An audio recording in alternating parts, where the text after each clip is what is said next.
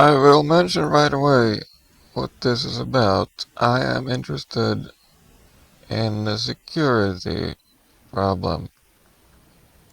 Security in South Africa. The welfare system. The welfare state of South Africa. I'm born in the welfare state of Sweden.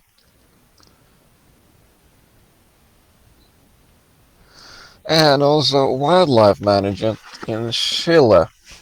Restoration of the other wild animals.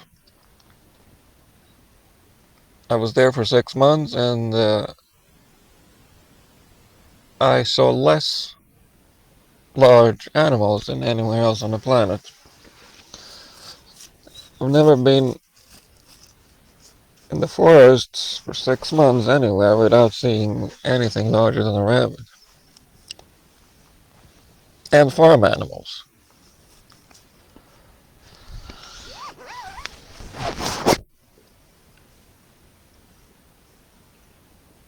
And also gun control or taking steps towards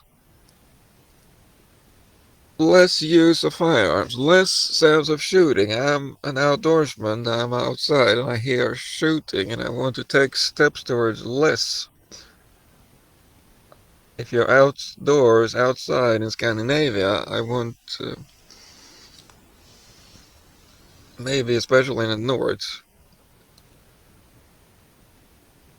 I want there to be less noise of shooting. It started here in Finland on 1st of August. Mid-September, apparently they begin the large shooting. I haven't, it's still 1st of September, so I don't know. But that's the issues, the welfare state of South Africa, the wildlife management in Chile, and gun control in the forest. And there are famous stories about going postal, taking your gun to the post office and expressing your emotional state, or taking your gun to your high school in in Denver, in Colorado, and telling people how you feel. And I'm also a scientist. I will excruciatingly, I'm tortured by worry and details. The man that did it, Eric Harris, that did this in 1999, called it natural selection. Now, if he would have been a good student, he would have realized when humans interfere with selection, we use another term, artificial selection.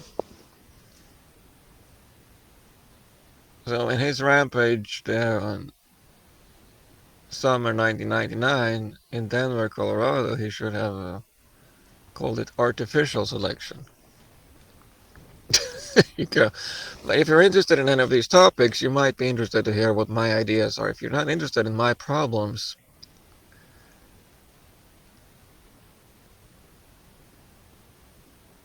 it's unlikely that you will. I mean, that would be that you would have some kind of personal interest in me, but why would you when there's 7,000 million brain dead apes on this planet? Why would I be a special interest to you if we had no common goals? My goal is to help the one that needs help. Maybe I'll write that in the title, Help the One That Needs Help. I think that idea should be explored. Should we help the one that needs help?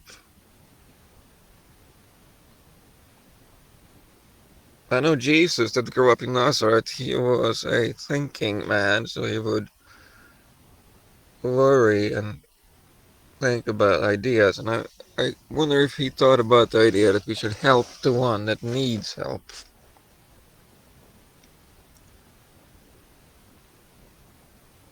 And if you work in the north, you will be disheartened to hear that your work is useless because the North doesn't need help.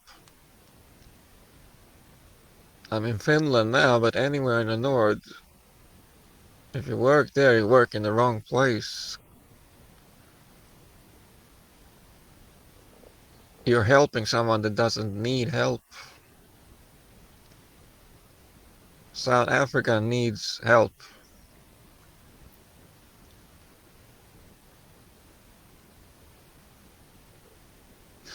And I can also mention the audio. If I listen this far, I put it on half amplification in RecForge, so the half of the maximum amplification, 11 out of 20. And I don't know the factor of multiplication, but the signal is multiplied by half of the maximum amount. That's because I recorded a message to my cousin that was at the maximum amplification, and when I listened to it, I realized it was difficult to hear because it was overmodulated, so it was difficult for me to hear. Usually my recordings are audible to me, and I listen to them. I can hear what I'm saying. And if it's all old recordings, a few things I will have forgotten. But main themes, crucial concepts would be unlikely for me to. I would recognize core concepts that I probably have had for a long time.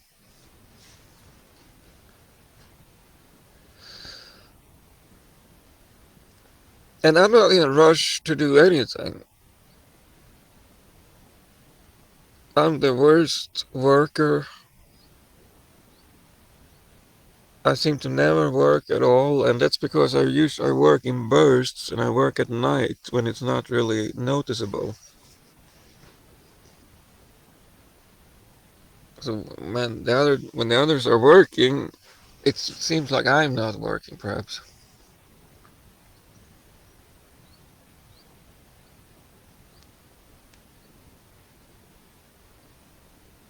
So I don't show up at the right place at the right time usually.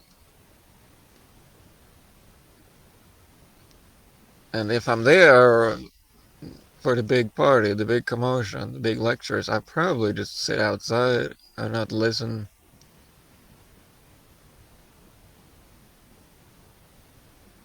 I have absolutely no connection to any schedules, meetings or schedules. If I am somewhere at the right time and the right place, it's completely by accident, and I'm absent-minded. I'm not listening at that particular point, probably.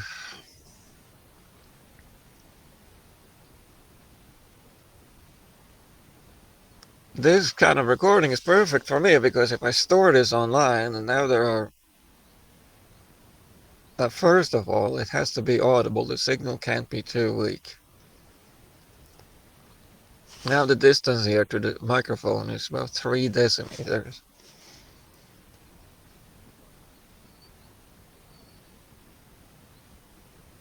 And if it gets too close, down to 1 decimeter, it could get over amplified.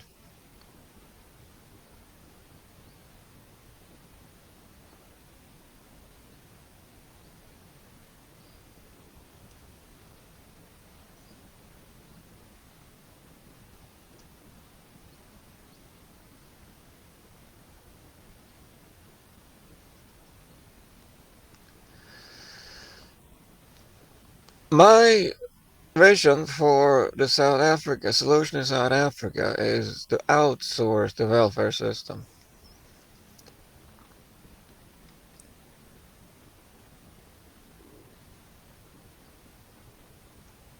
to an open community. What is an open community or an open society? I mean, it happens that my email has the number 57 in it, and one correlation has strangely been to the year 1957. When I mentioned my email to some people, maybe I mentioned it has the number 57, if you need to remember that. in the year 1957, the European capital market to some extent opened, or the English capital market or the European capital market opened to outside investors in some respect that I am unaware of in the details. But Georgi Schwarz, that was born the same year as my grandfather but in Hungary, worked there, and he has monetized his intellect. I've always donated my engineering work, my work. I never asked for money in return for my work, but he earned money just like Bill Gates, and then he donated it to open societies, to promote open societies. And I don't know what he means with that. He would have to tell you. An open society to me treats pros and amateurs on equal footing, without any barriers.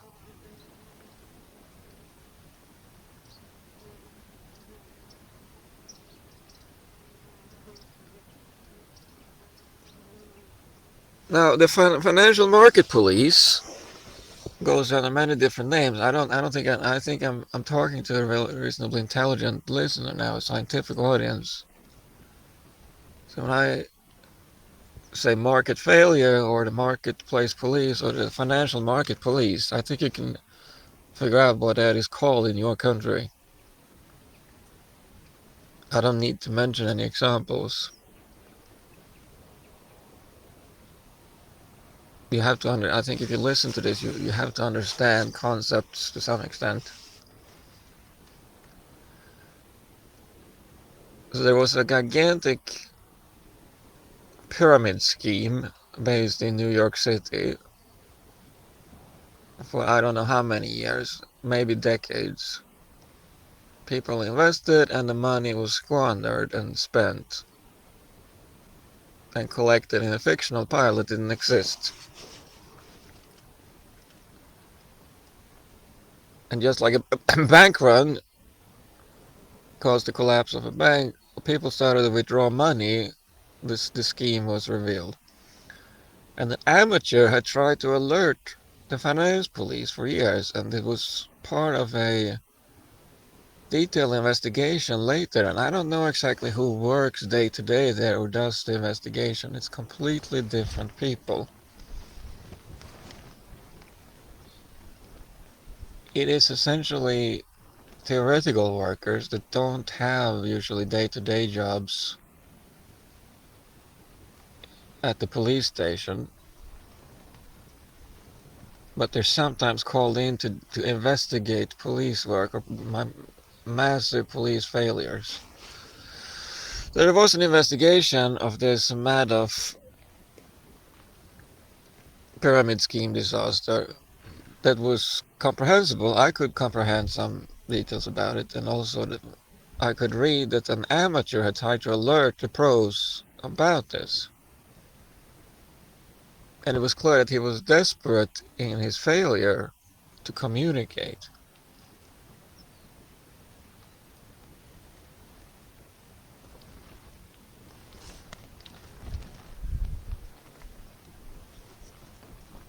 And if you want to say that you understand me or you have the same idea as me, please describe that in a recording or codified if you prefer that. All animals vocalize, and that's how humans have vocalized forever, for eternity.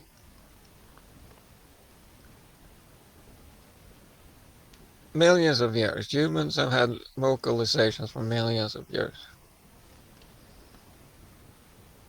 If you want to codify your vocalizations, who am I to interfere? I have done that too. I'm on Blogger, I think, and Reddit. I will restore next year. I found out that I had marked my account as a porn account, essentially. I marked it as 18 plus because I'm talking to a scientific audience, and it may contain whatever provocative.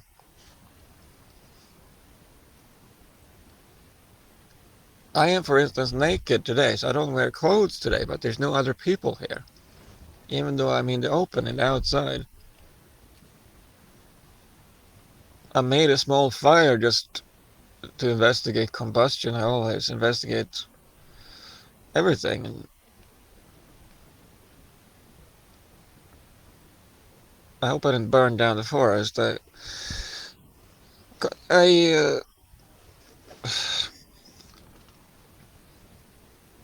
gasified a few sticks.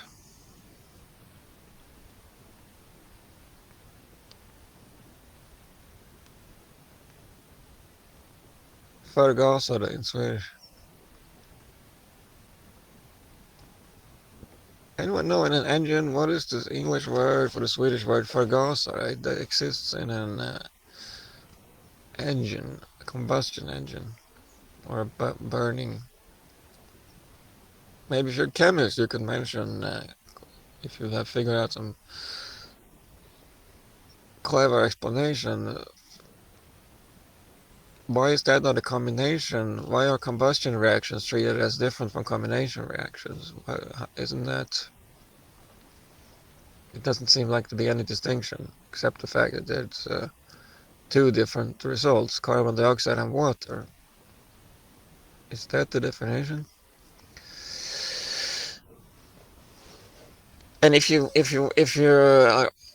strictly interested in only this topic,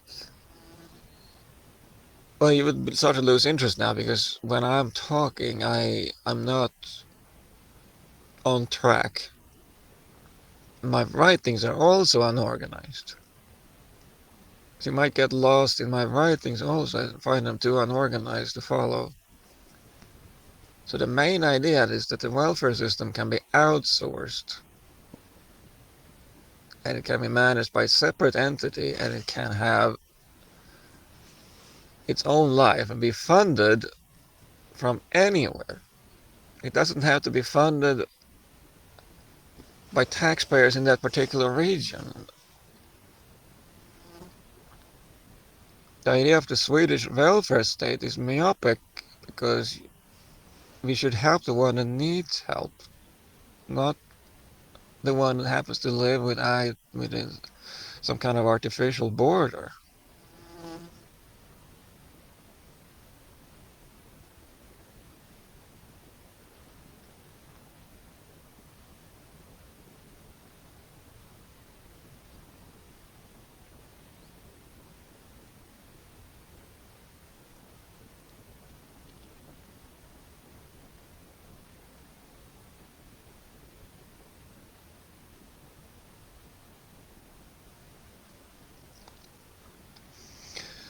Finland has also received help. It's been managed by Sweden for 1,000 years, and they've received help to establish a similar economy and security system.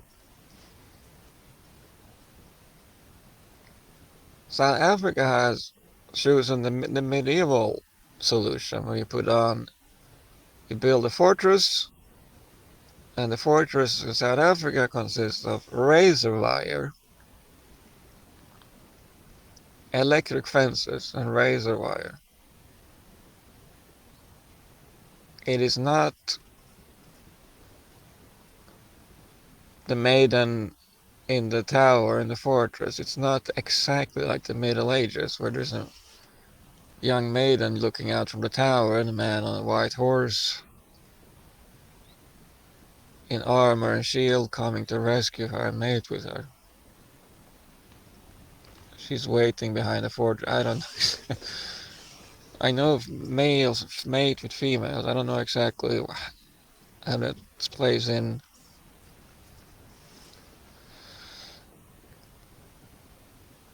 But in South Africa, essentially the free market has operated more than any cohesive plan, any logical plan. The free market has created essentially the Middle Ages, where if you leave this fortress, you put on armor and helmet.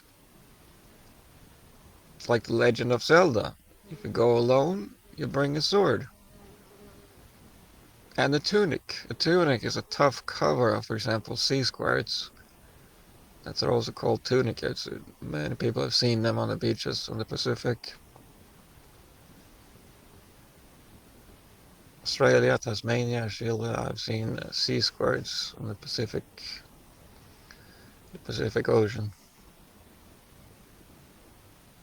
Perhaps also in the Atlantic.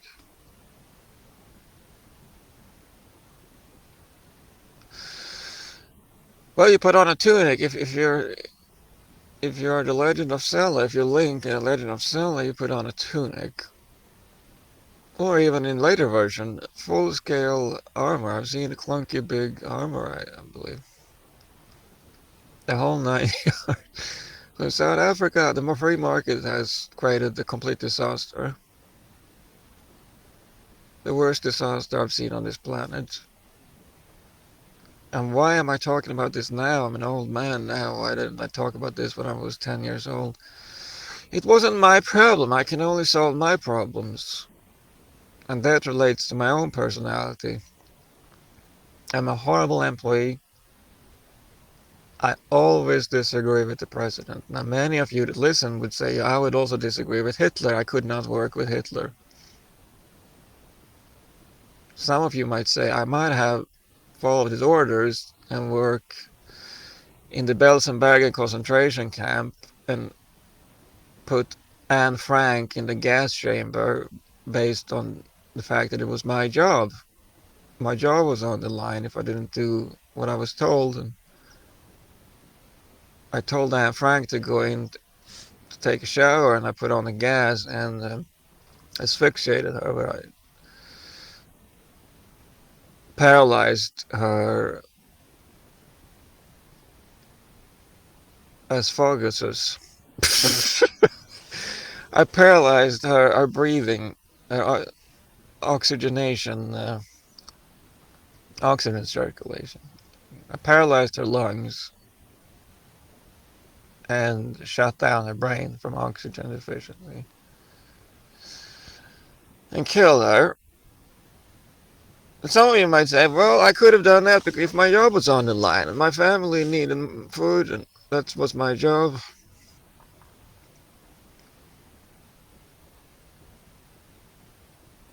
Well, maybe if you're a farmer and you like to shoot guns, maybe you would say, yeah, I would like to get paid for shooting guns. I would like to be a soldier.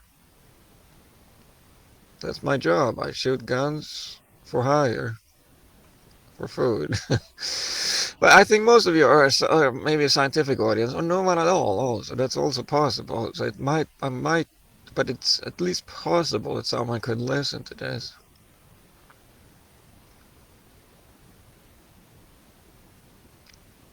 If YouTube would allow me to upload this audio file in me directly, it would be a great relief for me. I hate strange barriers I have or steps in me pointless. I have to add, and I don't remember how I did it, but I have to use FFmpeg to add a video stream, and I think it has to be exactly the same length. If I add a black video stream 1 second long, I suspect the audio will be cut off after 1 second when the video stream ends. So I need to somehow attach the video stream to the file. And they might support a Matroska format that I usually use. Because I can investigate it myself. I don't know the MP4 format, if that source code might be available, but why would I use it if there is a Matroska format that I believe the community has created?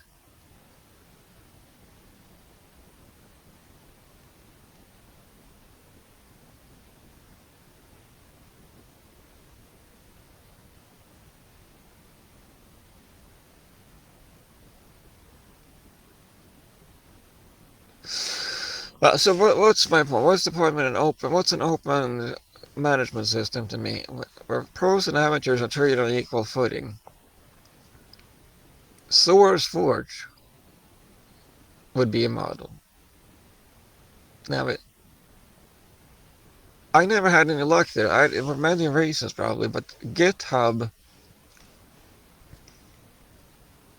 or others in between, Google Code before that, but GitHub solved all the problems I had.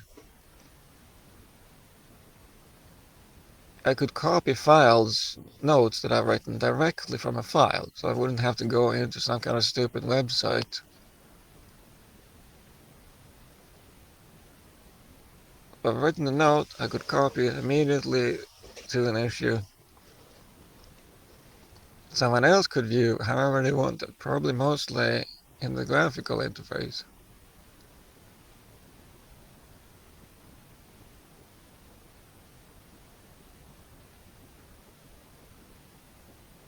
I also with YouTube would like to log in through the terminal. I log in, I receive a key file,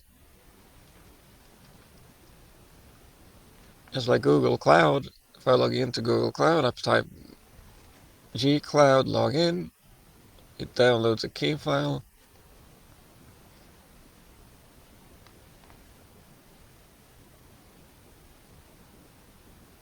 and I can store files directly from files, no copying and pasting.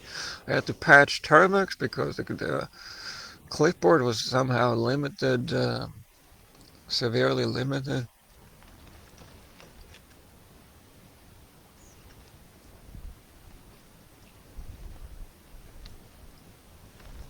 I had to increase the operating system code size to copy a message to Reddit, and I noticed I have marked my Reddit account as a porn account, essentially, to just in case. I don't know under my account if I post anything offensive. It could happen. I think it just a precaution. I marked it as 18 plus, and then when I go there, I see it's essentially just a porn. It's marked as a porn account. So when I write something in text, it will not even show it to anyone, it seems. It says this message has been filtered. When I describe my interest in South Africa, it says this message has been filtered, nothing more. And that was from a public, that was without any account credentials offered.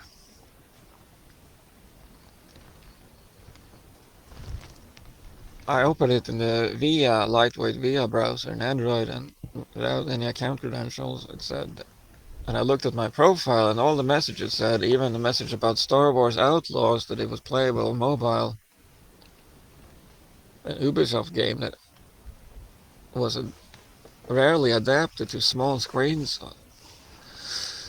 That was also had the same message. It was not necessarily related to any kind of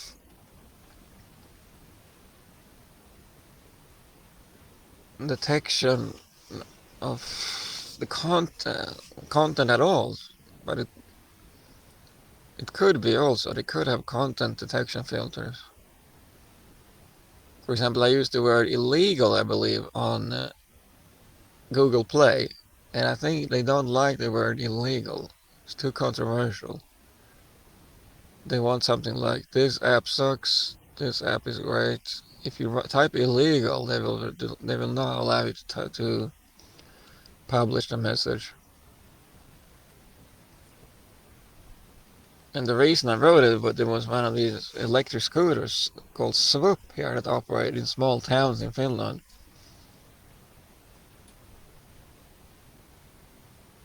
It's a small electric scooter rental company. It's under exactly the same model, but it's much smaller, and they only operate in small villages.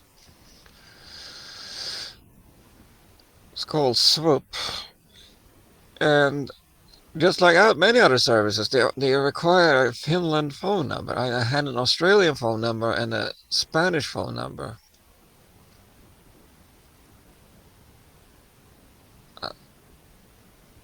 And I didn't realize then that I could have gone to the store maybe already in Helsinki from the airport and bought and installed it on the train. So I went immediately from the airport, got on a train to Tammerfors. But I could have used a few minutes extra if I had a few minutes, but I was in a rush to get there before sundown.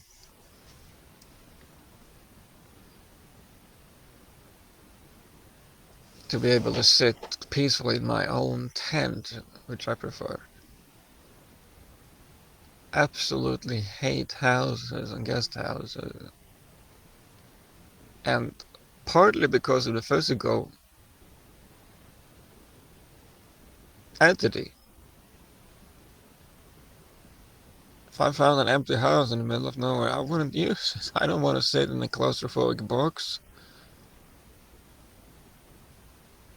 I call them dog houses derogatory because it's human houses are look like big dog houses. Well, to me they're claustrophobic. I don't like to be inside them, but much more than that, the social environment.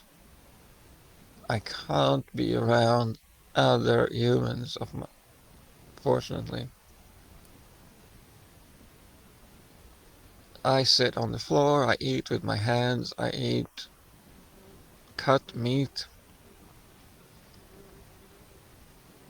Only the ingredients.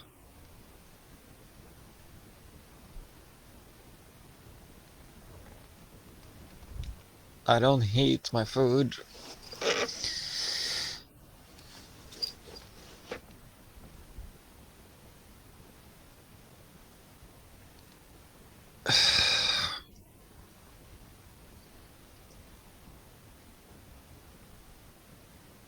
And no single thing is nothing at all would exclude me from participating in helping in solving a problem that I encountered.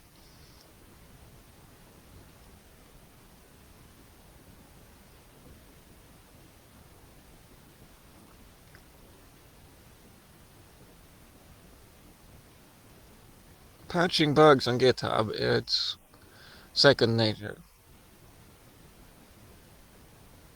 Everything I use from GitHub. Patch, push, patch, push, patch, push.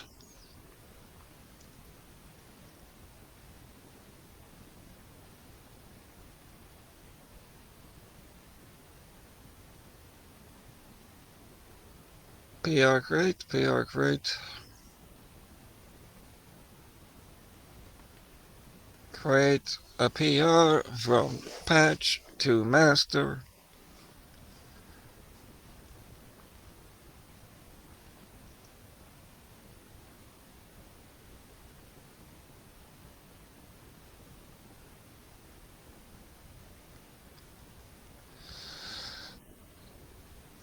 Well, nothing prevents me from participating there, but in many other, if I'm going to be a pro somewhere, a professional, they want to meet me in person, and then it starts to collapse. Okay, I sit on the floor, I eat with my hands.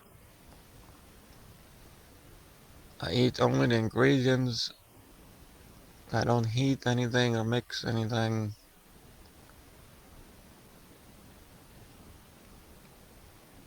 I don't fry or boil. Eat only cold food.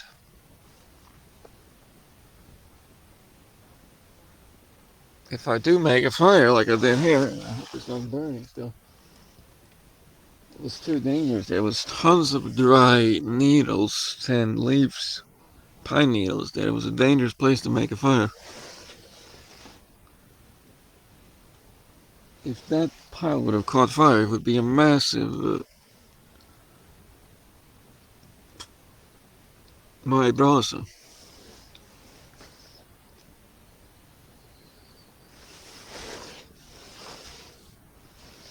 Now the sun is starting to fall on my tenders. So I'm going to move my microphone down.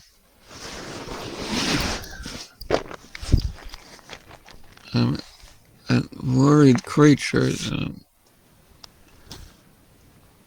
And now I think it says it's recording. There's a green dot in the corner. And now Hisense has worked for 1 year. And I bought a phone in South Africa after it was stolen. My Nokia was stolen. Now the microphone is about 2 decimeters away, and I think there should be enough still.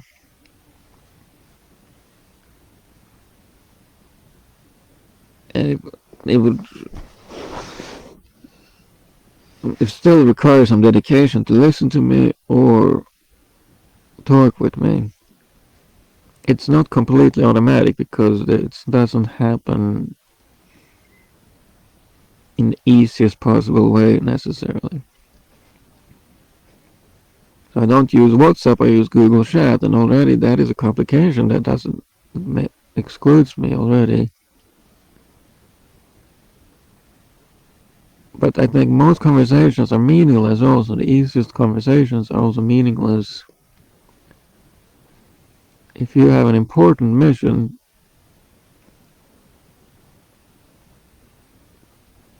and I don't know at all who cares about South Africa. If you care about South Africa, contact me, or the wildlife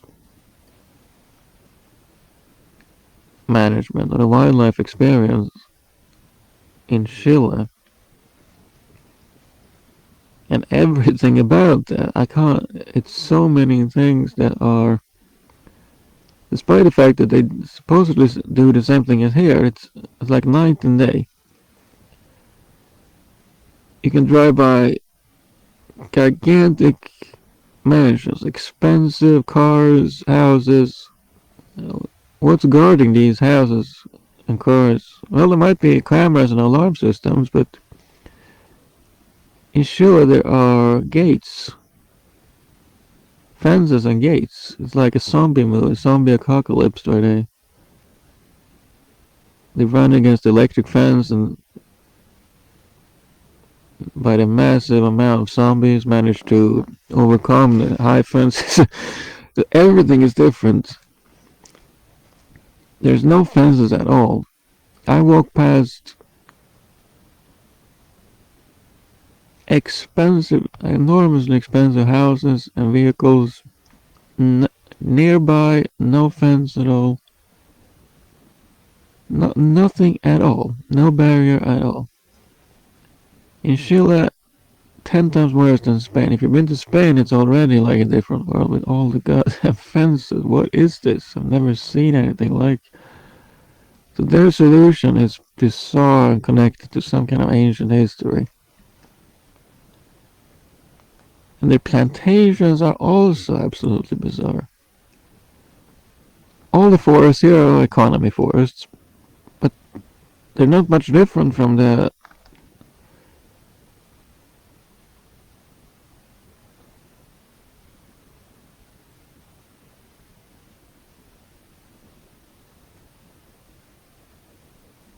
natural forests. And they're not horrible. The one here has had a forest machine working on, but it's not a clear cut. It's been trimmed. So there was tons of stuff I could find. Birch bark, just one spark, and I had a fire immediately. But it hasn't rained for a few days. But it had birch bark and dry pine needles. Oh well, there's an economy forest right here, and it's been trimmed and cut, but it's not a clear cut. In Australia, I only saw clear cuts, and all the plantations were irrecognizable. It's like a crop field of trees.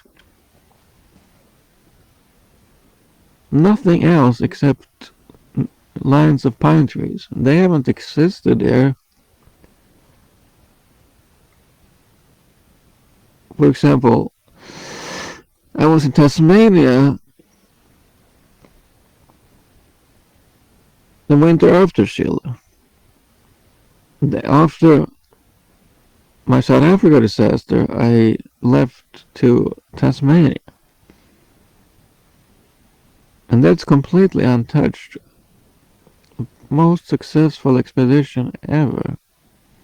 And they had Uber Eats, also Uber service, where I can, not perfectly, but with some effort, I can order food to where I am, in the park, in the playground, outside the city center. I don't need to go to the nexus of the universe to buy food. I can stay away from the insanity of ground zero. I don't need to actually go to ground zero, absolute nexus of the universe, to get food or for any reason at all. I can stay in the periphery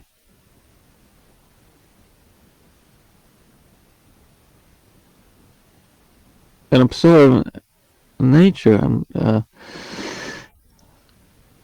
I am affected just like everyone by everything the same. I'm just a worried creature. The only difference between me and a regular human is that I'm worried. I'm more worried. Much, much more worried. Million times more worried. I'm not. It's no. We're not talking about any small man here. If you listen to soundboard prank calls,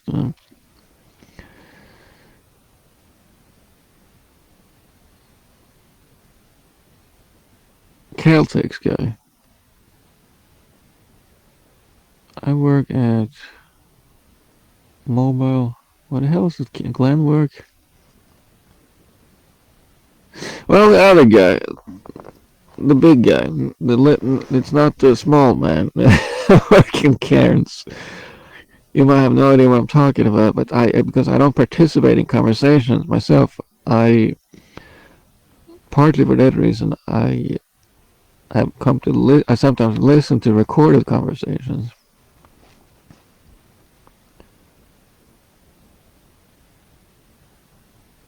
And if you don't still have no clue why I wouldn't even bother you with and if you are a scientist, you probably already realize that all animals vocalize and humans vocalize, and you can record the vocalizations to provoke an effect. Human vocalizations can also be recorded and played back over the telephone and over a remote line. It works because you can't see who you're talking to. So you can, over the telephone, play vocalizations from humans to other humans and provoke an effect. For instance, you might get a 12-year-old girl in Canada to say, I love a big fat um, thing in my mouth. I'm trying to avoid I think YouTube translate everything to text and they detect certain words.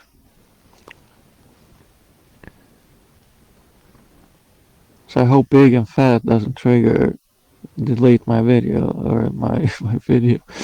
It's also bizarre. Why is it only videos? Why can't there be only the audio stream? What's so important about the video? Suddenly, not everyone cares about.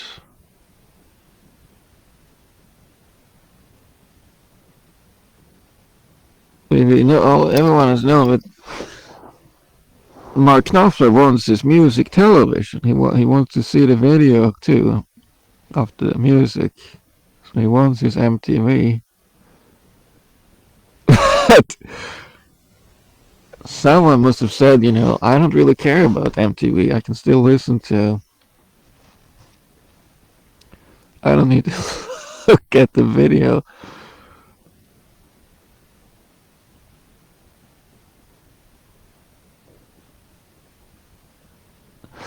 Well, I try to put this maybe on PeerTube also if I can figure out someday.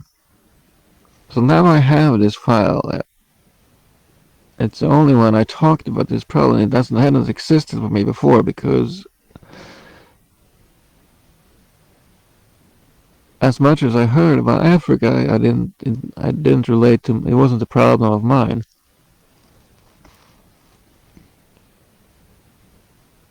And I think that might be the biggest obstacle because I've said there's no way we're gonna fix this unless developers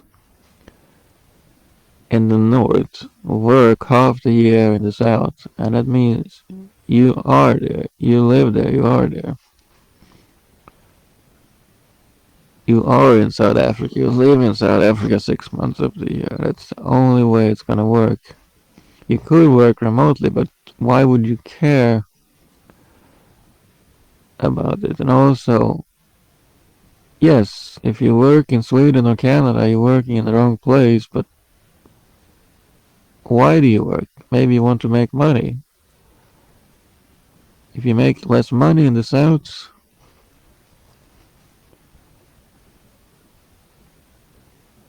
and Tasmania and Australia and New Zealand had a smaller native population, and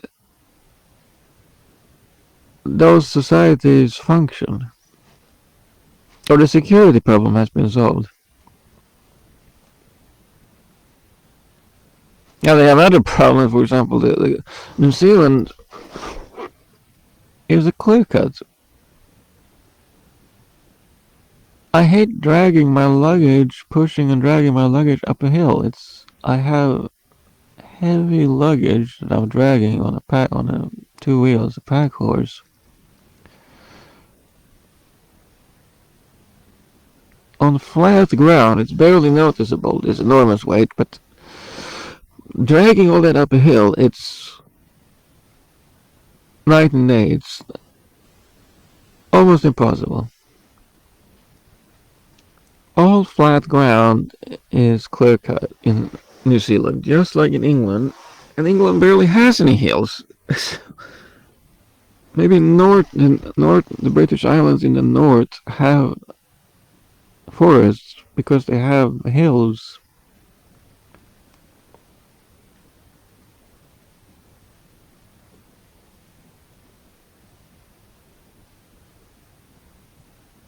Well, Scandinavia, northern Scandinavia, is by far the best in the summer. Probably better than Canada, although I don't know exactly. But what I've seen on the map, Canada has endless straight roads, which I hate.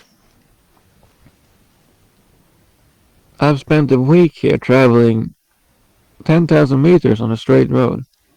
The road is 10,000 meters. I've taken 1 week to travel that distance because I hate straight motor vehicle roads. Now I have the sun on me here, so I'm gonna move maybe to get. I don't like the heat falling. Keep your head cool. Or to keep your head cool.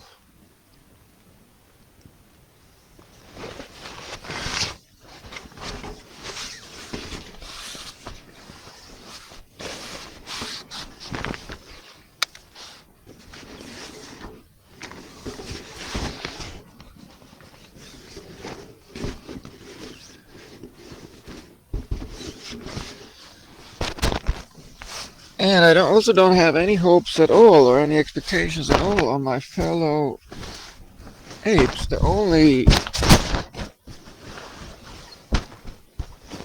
idea that has been useful to me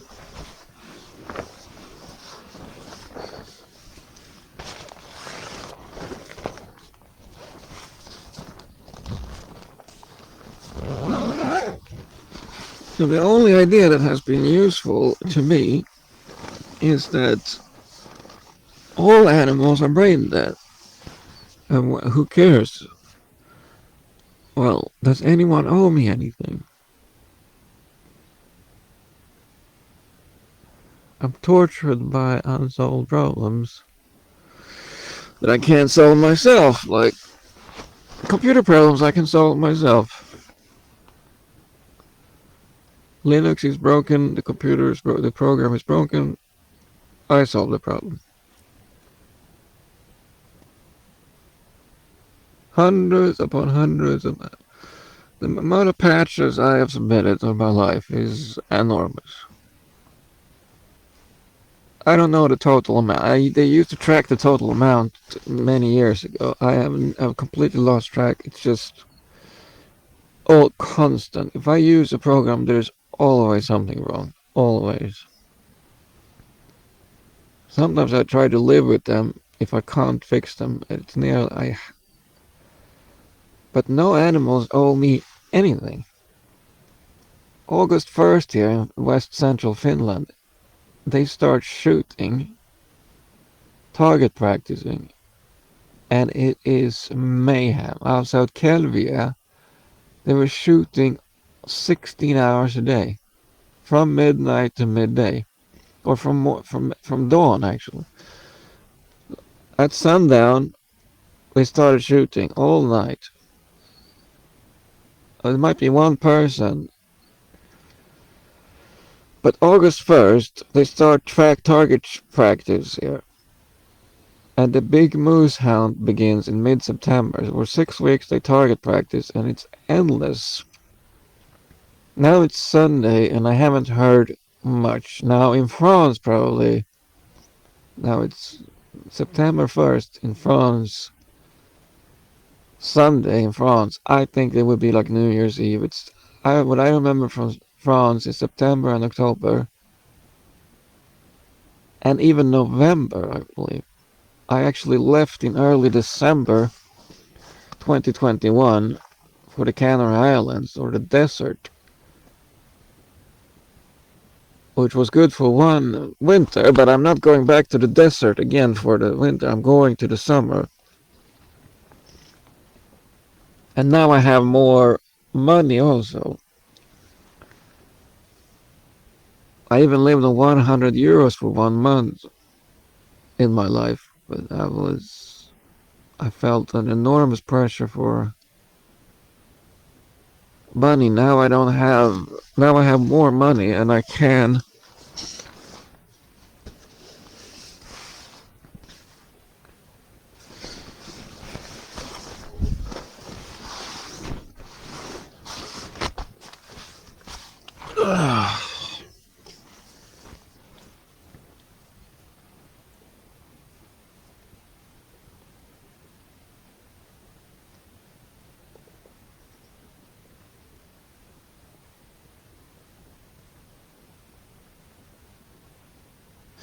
and if you have a short attention span, you can listen in portions. If you have a file, an audio stream, you can listen to it in portions. I have recordings that I might have stored that I have never listened to in its entirety. Might have listened to portions of it, the beginning or the middle, or never. So this recording is also, first of all, it is optional. That's the most important thing. I need to stay alive also. Jesus was killed when he pushed his intellect on the others. It was overwhelming.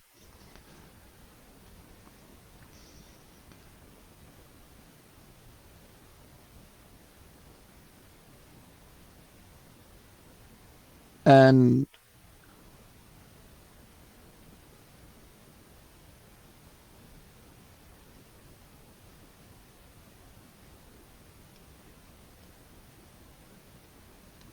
he didn't,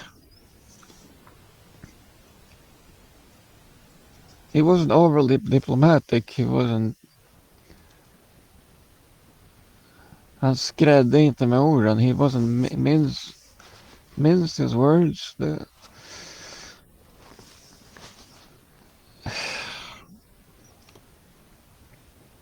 Well, you can correct my attempt to express an idea. He didn't censor and sort out his words. So he said, "You disagree with me because you are from your father, the devil, and the devil's work is what you're doing." So I would also say, if you disagree with me, that we should help the one that needs help. You are doing the devil's work.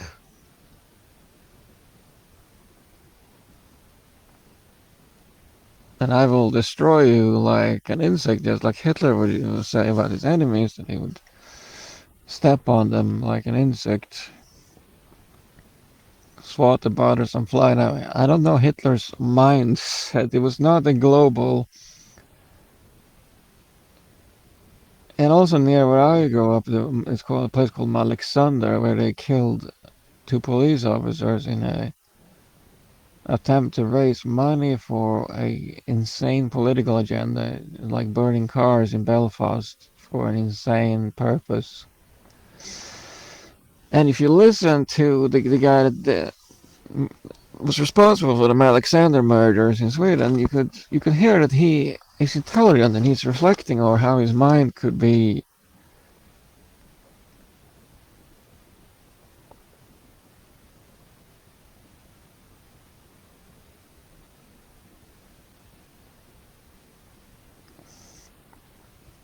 attached to this for an insane idea.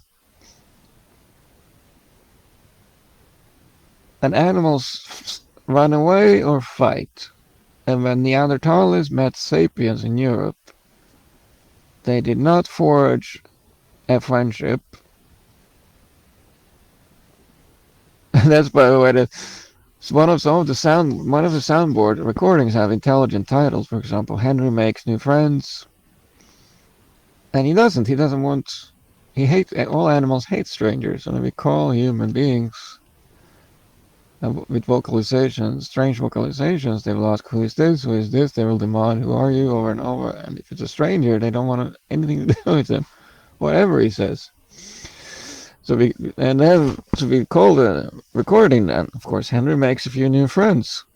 The entire recording is, "Who are you? Why are you calling me? I don't know you." Of course, all animals. That's reflecting what all animals think and would say if they could speak. "Who are you? I don't know you. You're not my friend. You're a stranger. I hate all strangers." Whatever they say.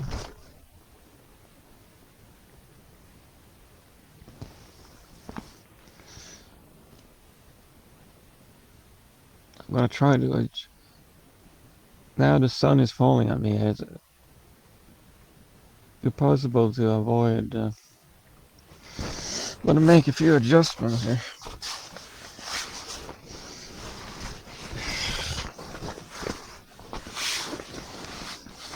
Survive the heat.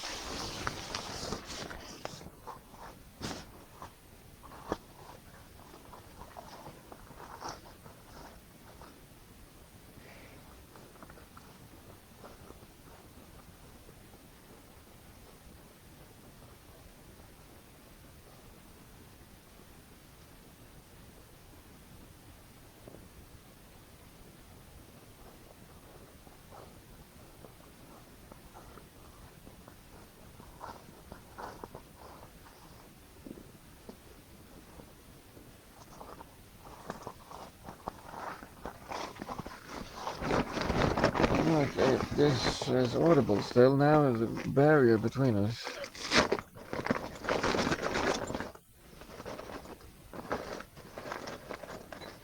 Protect me from the rain. And the sun.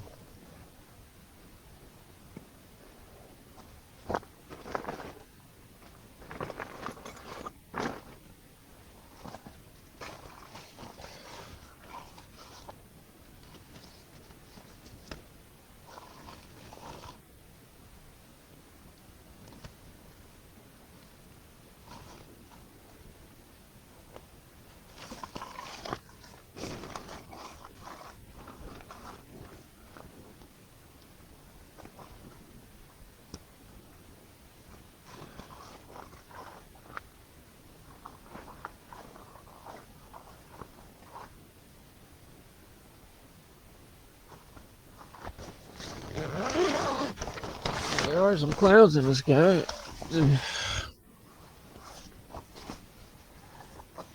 I get a clear sky. I like to charge my batteries, but I also need to keep my head cool.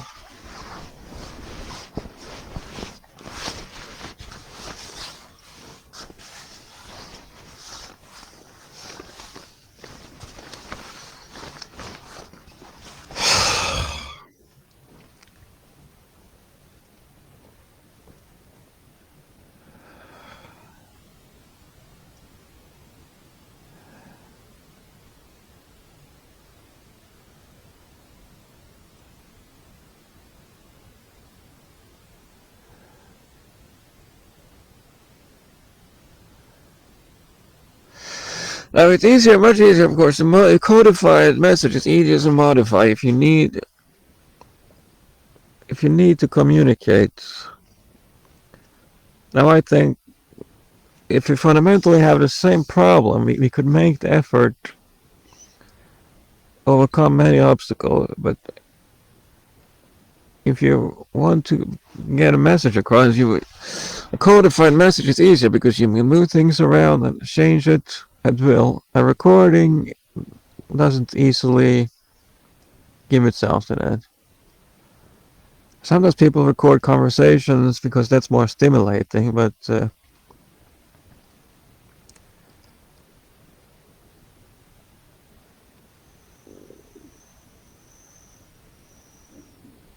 just like Sonia Paracardo has said that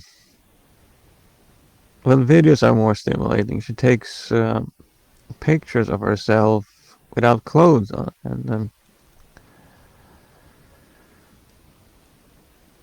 males, for example, like to look at females, male humans look at female humans.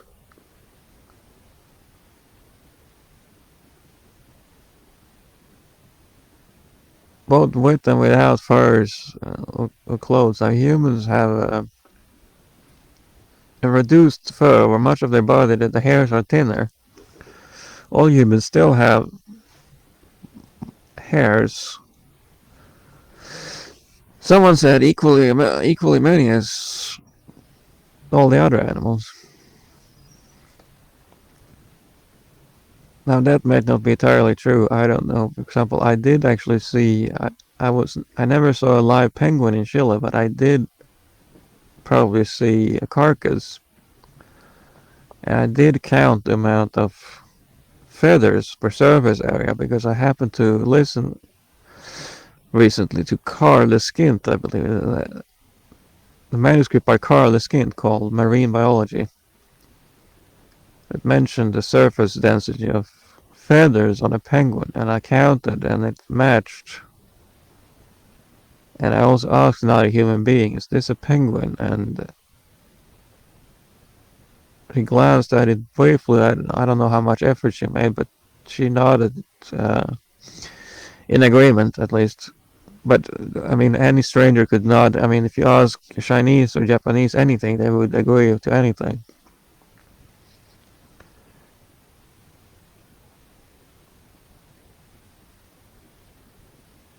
To a stranger just to get rid of him. I mean, animals don't take too well to strangers, humans included. Usually, if a stranger tells you anything or asks anything, you would agree, do anything to get rid of them, including just agreeing, saying yes, yes, absolutely, goodbye. to, I mean, they humans are desperate to get rid of strangers. They don't want anything to do with strangers for any reason. And the principle that has guided me and what been most effective is no animals owe me anything. I have criticized my parents, for example. The Gates family in the 1960s, they were already comfortable city dwellers. I hate noise. Any noise at all. Last night I realized now it's the last Saturday in August, and nobody would tell me this because nobody knows anything about anything. Now in Finland, the last Saturday in August is a big festival, and they start shooting at exactly 10 minutes to 11, and it goes on for 10 minutes only. So they have a gigantic battery of bombs. In this case, they had in Alavieska 100 bombs that they detonated for 10 minutes. Then it ended. And I thought, is this rifle fire? These kind of fireworks are not legal. They're too loud to be legal. Could this be sound rifle fire? But I know it would be a festival. And 10 minutes to 11 seemed reasonable because maybe they want to avoid an 11 o'clock curfew. Even though it's Saturday night, maybe they have laws against excessive noise past 11 o'clock. So they are bound by laws to some extent, but there was massive detonation here. And I learned exactly what it the time and the timing for this. The last Saturday in August, exactly 10 minutes to 11, you can expect World War III in Finland. It's brief detonation of explosive. Now, I was thinking about rifles because all of August, since August 1st, you can expect practice firing. Unlimited. The one I experienced and described on Blogger, or will describe, I put 2 articles on Reddit and I realized, since my account is a porn account, I don't think anyone can read anything I post. It's essentially for sex workers to make money.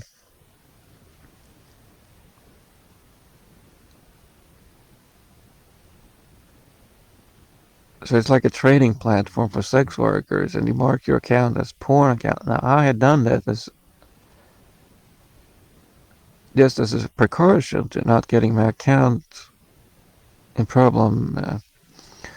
My YouTube account was deleted, for instance, after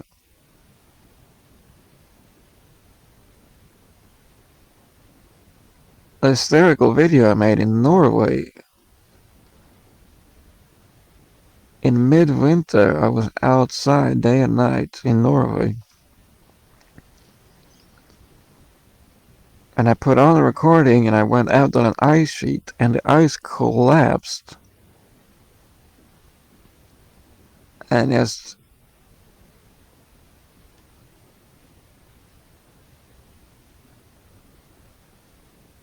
absolute shock, I slipped down into under the ice in the freezing water.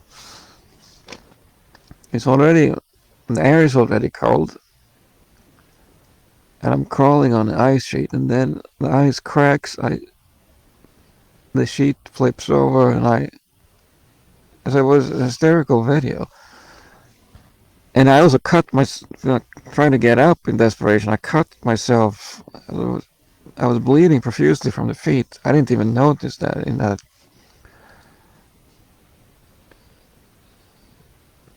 But the whole thing was hysterical. I put it on YouTube, and some of my enemies have reported me before, or maybe someone reported this, someone disliked this, reported it, and managed to convince the moderators to delete my entire account that I had for more than a decade.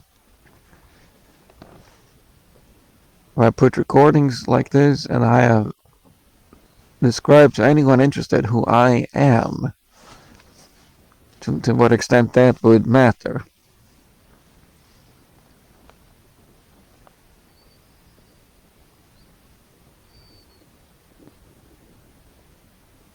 And I have absolutely no problems working on a platform that treats pros and amateurs equally.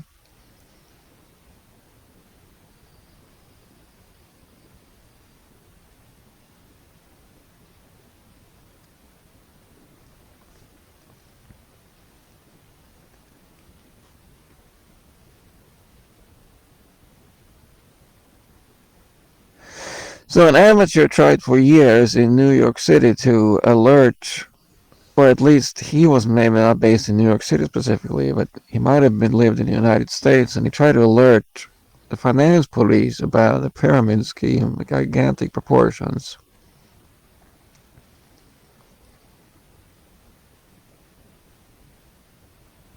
of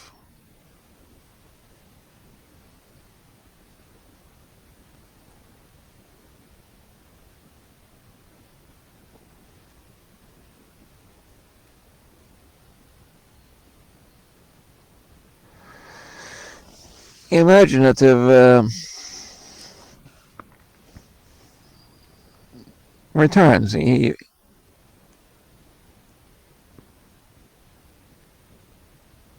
funds, the net asset value was apparently set by his own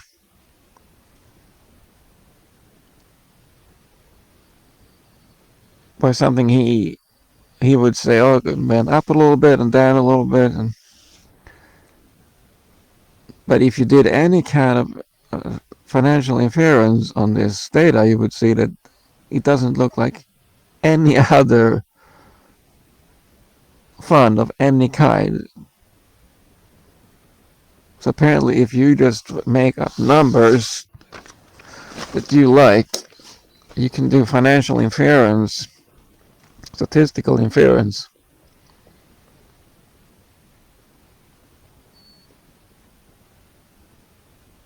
And I worked briefly on autoregressive models with conditional heteroscedasticity. Because why? Well, financial markets is heteroscedastic. Arc models. If you do any kind of statistical inference, apparently you realize these numbers are made up. They don't exist. People pay money, he spends it. The fund doesn't exist. The money is not invested anywhere.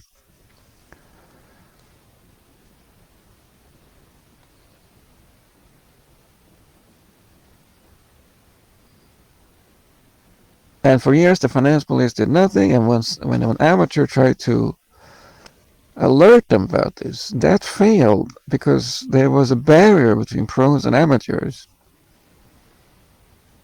And his message was not visible to anyone else. It's much more powerful, and an amateur can publish his. And I don't. He could. There must. I don't know why there was no online platform. It was before 2008. So GitHub appeared 2008. But SourceForge was already. The internet was already active since '95, and SourceForge had existed for a long time. Web forums, but there was no good. The finance police had not done anything themselves to make any kind of forum for cooperation with amateurs. And apparently no one else. It didn't publish them, apparently, maybe. I don't know this. Maybe it did publish it and nobody saw it. It might be the same. I might live and die in the same way that nobody noticed my work at all, ever. Or after I'm dead, or. So I want to know who is working in the United Nations Development Program. Are they also global explorers? Can we relate to each other somehow? Are they also Phi Sigma? My academic aptitude is Phi Sigma, and if you never study statistics,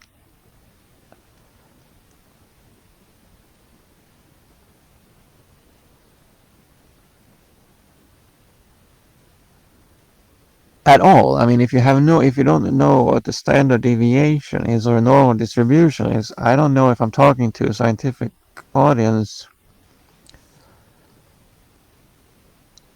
And I don't know if anyone is interested, first of all, in helping the one who needs help. Or if anyone is interested in South Africa. But if you don't understand what a normal distribution is. But I am Phi Sigma. And by the way, I mentioned the Gates family. They were already comfortable city dwellers.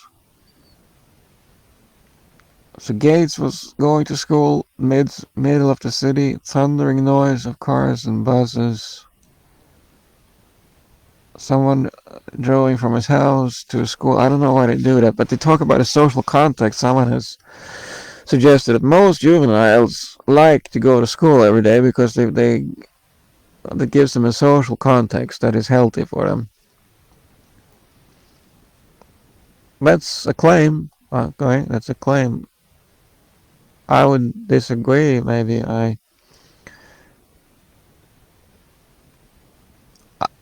nobody should be forced to go there every day. They should go there if they want to, once a week, once a month.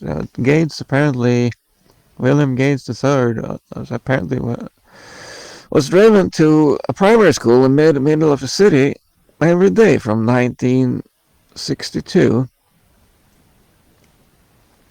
to 1967, and he disliked it so much that he participated in an academic test, he said, in 1967, and they received the best result and some attention as an 11-year-old, maybe 11 or 12-year-old, maybe 11-year-old, of the best academic result in the state of Washington of 15 million people. Now that would be much more than 2 sigma. It would be 5 sigma, then it would be roughly 1 in a million. Now the exact statistics is that 5 sigma is the top 2,000 among 7,000 million brain-dead apes. The 5 sigma at 1, above 0, or above the mean. The tail above the mean in a symmetric normal distribution. In a normal distribution, a symmetric 5 sigma would be the top 2,000. Negative 5 sigma would then be the bottom 2,000.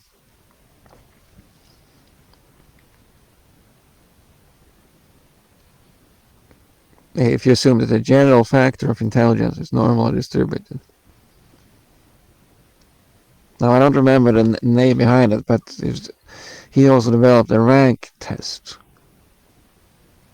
that deal with non-standard distributions.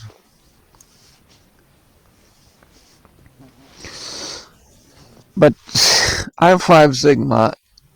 If you don't understand what that means, if you have managed to avoid completely the concept of a normal distribution of numbers, well, congratulations. At some point, I thought unsolved problems in theoretical physics was the biggest problem for me. Or my mind was obsessed with the question of my existence. And what else could exist? How does a universe get started, and under what circumstances? And many ideas, many questions that were probably meaningless also from where my problem solving skills were not adapted at all for. I remember a frightening idea: what if there was nothing at all? I was frightened by that, and now I'm not frightened by it. That would be completely meaningless. Life is meaningless, everything meaningless. No animals owe me anything. All animals are brain dead. All water planets, in fact, have life. Now all the steps towards the simplest living creature today doesn't exist anymore. There are missing links. All the variations between all the creatures do not exist anymore. The very first reproductive structure doesn't exist or has not been observed. But anyone that has studied biology can realize all water planets have life. Life existed immediately on this planet, was sterilized several times by collisions. Life on this planet was sterilized several times, but it has always existed. In all water planets, the limiting factor is the oxygen level, the free oxygen. Free molecular oxygen, that is the limiting factor. And that eventually, after a very long time, began to increase. Life could become bigger and complex, and eventually receive some level of cognition beyond something else. I don't know. Some level of cognition, at least to ponder problems, perhaps. But all water planets have life, and none of it matters. Now I am obsessed by the failure of my South Africa expedition.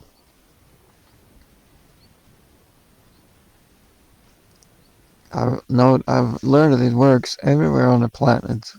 The only obstacle is the right gear.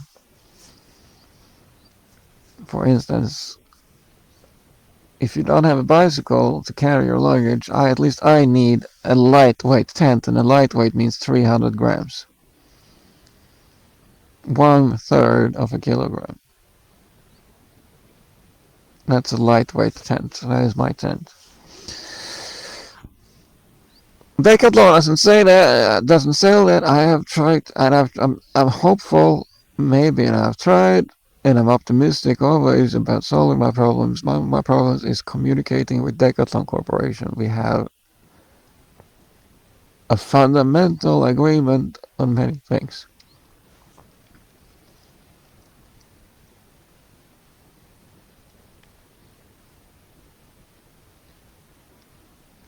So we are not scatterbrained money-making morons that wants to make money.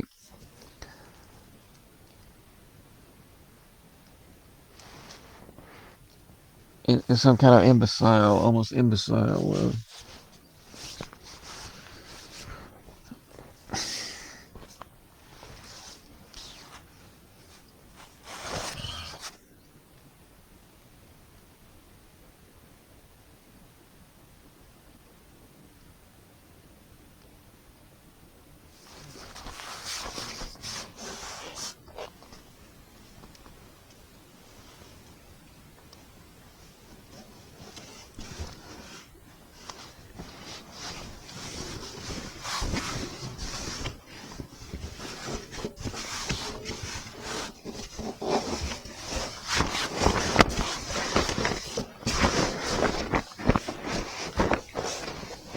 I'm experiencing one of nature's great events here.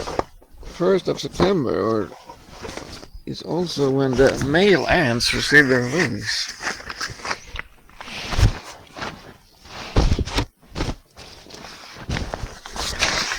And many biology books fail to realize the importance of mentioning when this happens. They might say a plant is fruiting, or male ants sometimes have wings, but it happens on an exact time. Sometimes it's exactly September 1st. Male ants get wings. And it sounds like rain when the whole swarm of male ants land on a tent.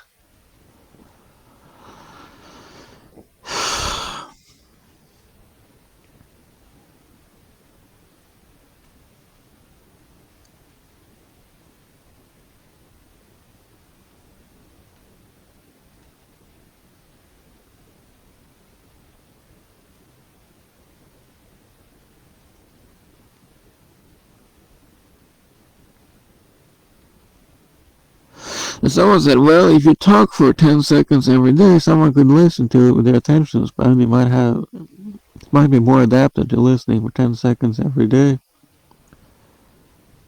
If you record 10 hours in one file, they'll probably only listen to 10 seconds and forget about it. But if you remind them every day that you exist, like an ad company, by the way, we told you last week that you could buy our stuff. Did you forget about those?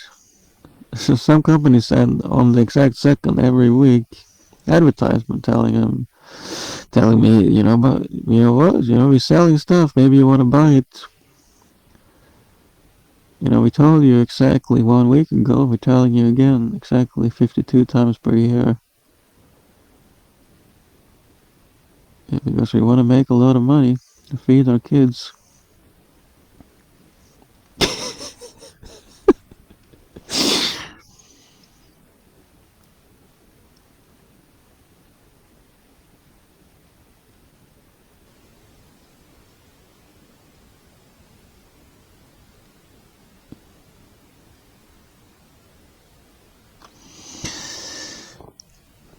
So if I can avoid, in some sense, talking about other creatures, that's probably for the better. I mentioned the Gates family. They were comfortable in the city.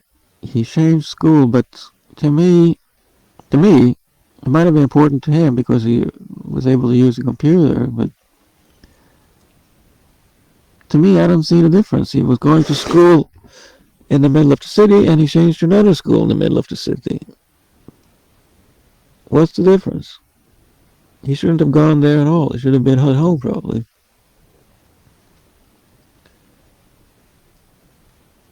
I went to a small scam school in Sweden every day, and I'm happy everyone survived. It was a gigantic mistake. But my family, my father did not want to live in the city. And that was correct, so we had no other choice. But I could have been at home instead. That was the choice, and nobody realized that would be better if I had been at home. I don't need a social context. It doesn't matter. It is optional to like me. It is optional to listen to me. It is optional to tell me something.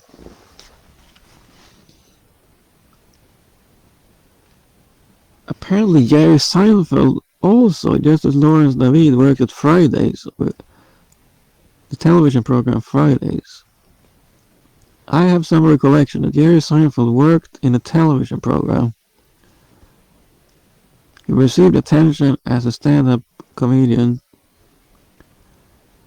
Stand-up comedian. He was actually bipedal. He was Homo erectus. He was actually standing up on his back legs. That's incredible. Incredible accomplishment. He was a bipedal Homo erectus comedian.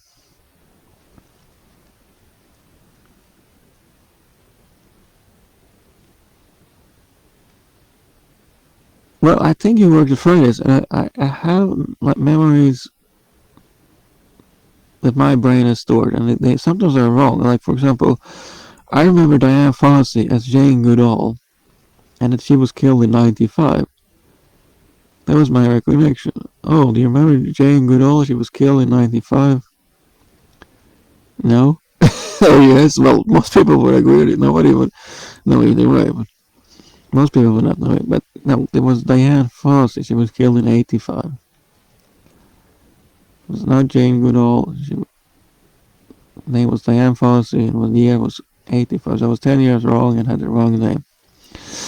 But I had, I had this, well, my memory was wrong, but I have a memory of Jerry Seinfeld saying I worked at Fridays, but I know it was some television program or somewhere, and he said nobody would talk to him. They would find him strange, and they would and abnormal. They would find him abnormal and strange, and they would avoid him and be nervous about approaching him, so that he wasn't told about times and places. For example, when they changed the schedule. And I had same experience from me. I would go into evening after school activities, and sometimes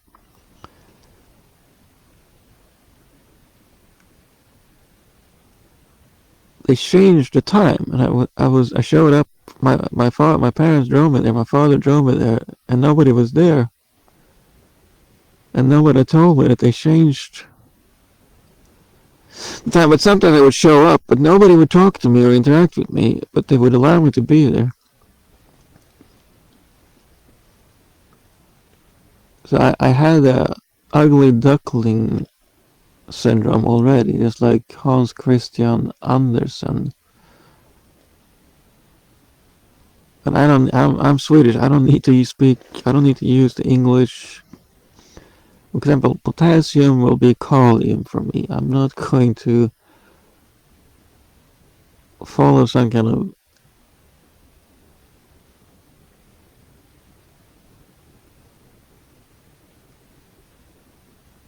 rules. What the English language is whatever you want it to be. If you're a scientific audience, you can understand what kalium is. That's the letter K. The element K is kalium. If you're not completely brain dead, you can understand what it is. If you like the word potash, you could say potash 1 million times, or write it on the blackboard. If that's your favorite word, if that makes you happy, you could say potash 100 times.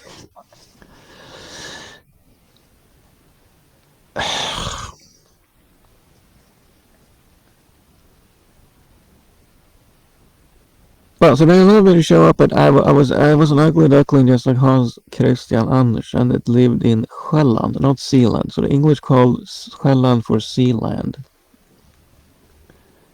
and they called the colony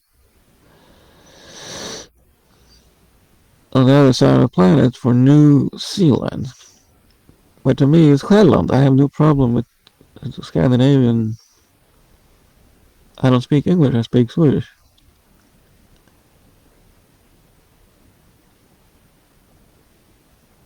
Hans Christian Andersen was the ugly duckling. I was the ugly duckling, and Jerry Seinfeld. I have some recollection of reading about Jerome Allen Seinfeld that he worked somewhere. They allowed him to be there. Nobody was mean to him, but they avoided him. They didn't talk to him. They didn't tell him anything. And by accident, complete accident, they changed the schedule, and they said, "Okay, we changed the schedule, so everybody knows." But Jerry Seinfeld wasn't there during the conversation. It's like visiting id Software. There's a video on YouTube. Someone brings a camera to id Software, and they're there playing Super Nintendo, and the whole crew. Adrian Carmack is there. Who is not there? Well, to me, John Carmack is not there. Why would I visit id Software and talk with Adrian Carmack if John Carmack? It's like saying I want to visit the Knopfler family, but Mark Knopfler isn't there. But you can play with David Knopfler. It's like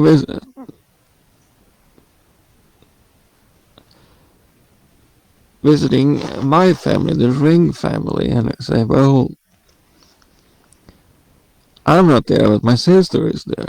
Well, we are as different as two animals can be on this planet, as two siblings can be anywhere on this planet. My sister has no worries.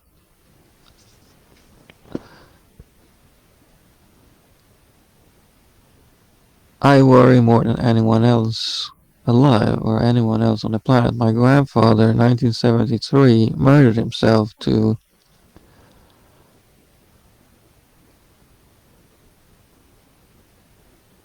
relieve himself of the torture of worry.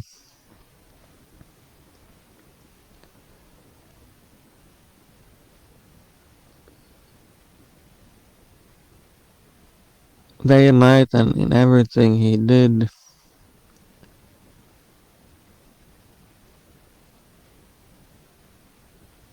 he was ridiculously worried. At 50 years old, 1973, he spilled out all his blood, completely conscious, but he had decided to go through this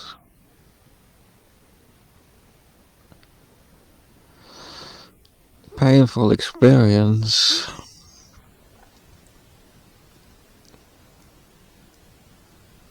of opening up your body and emptying all the lifeblood from your body, and eventually, after a few minutes or hours of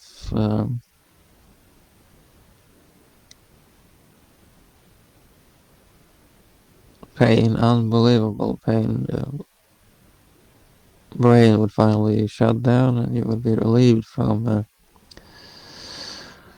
the torture that your life existed of. I am worried day and night. I am always exhausted.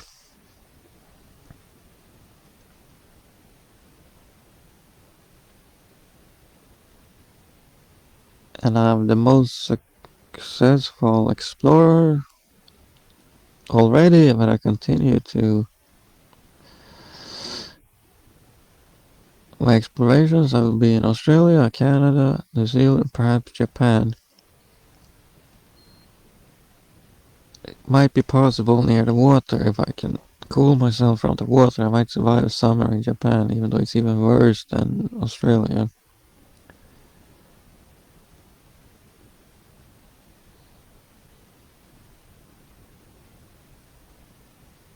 And Tasmania was, even southern Tasmania, tested me to the limit. My migraine was, but also I try to work at the same time. When I try to work when it's too warm, it's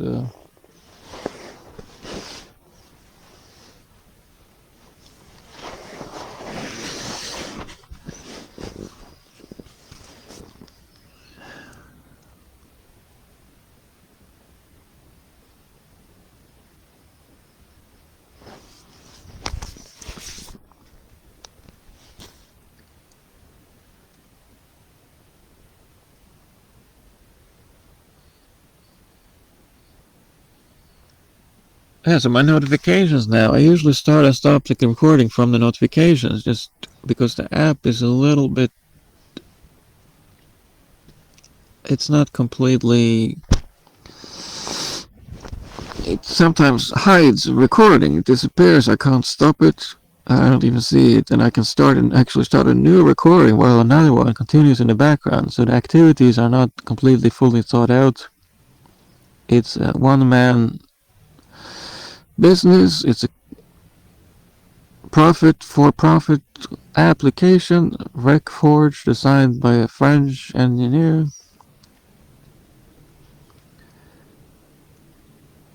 spending his life in his house in front of his computer.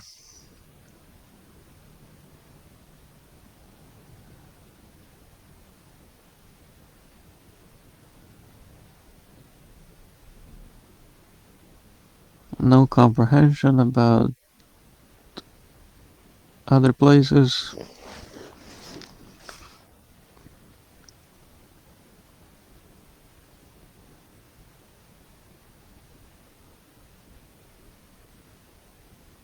Well, so Hisense now screwed up an update. The phone worked for a year, now they screwed up an update, so now they got black on black.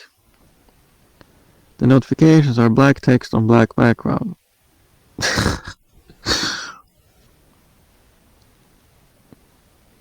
I love when people do that. Like, okay, the background should be black. What's the best text color for a black background?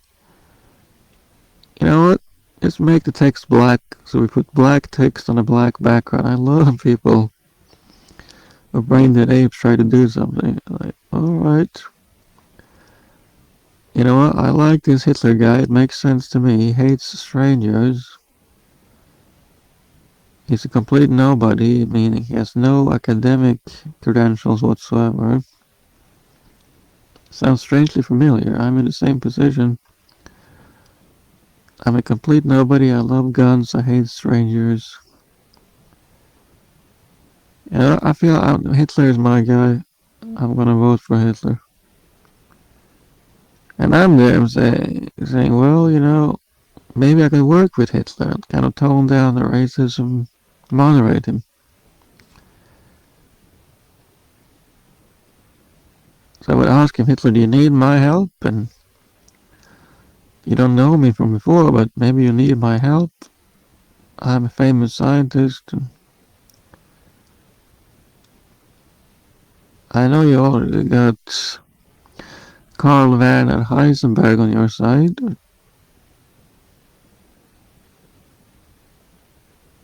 If you need an independent opinion, from my perspective, I don't understand the racism thing and killing all your enemies. So in summer '44, it was announced that Germany would receive help. In the summer '45, it was announced that Germany would seek membership in the global community as a mentally handicapped member that was not allowed to make atomic weapons. And he would also try to educate the people. He would create an education program to tell them that Hitler was a bad man and you should not hate strangers. And he coined the word Fremdlingsfeindlichkeit. So it was Nein, nicht, ach ja, or what is it? Nicht. So Hitler is nicht. Fremdlingsfeindlichkeit is nicht. Watching Will und Grace, ach ja.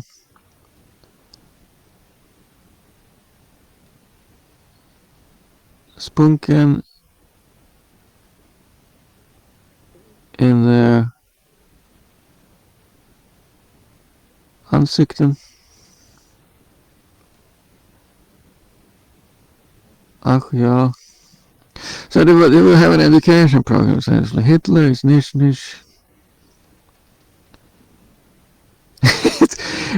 I mean, many people, of course, hate me because I'm superior, and I that's so obvious. I don't even have to mention it, but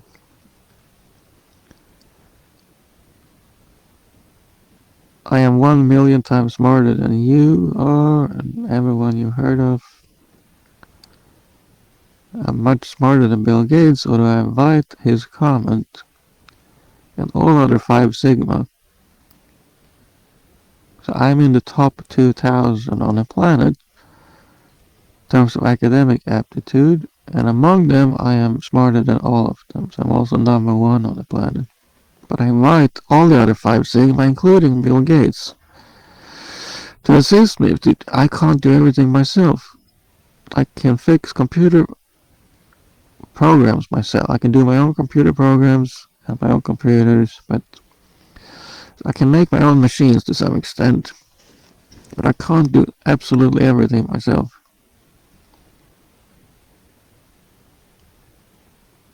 And I'm sitting here on a field now in Finland, and it wouldn't be possible if there's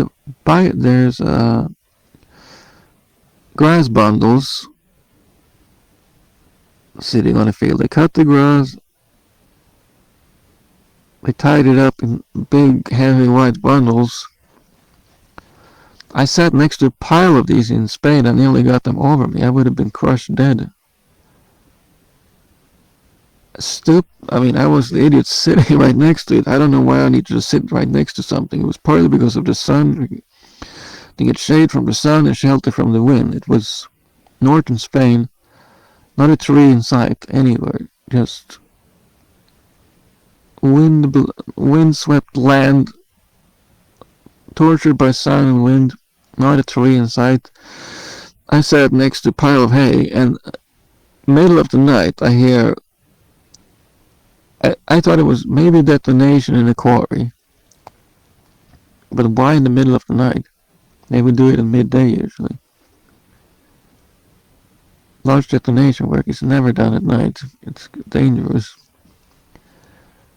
So it was either an earthquake or a large detonation. No, the pile of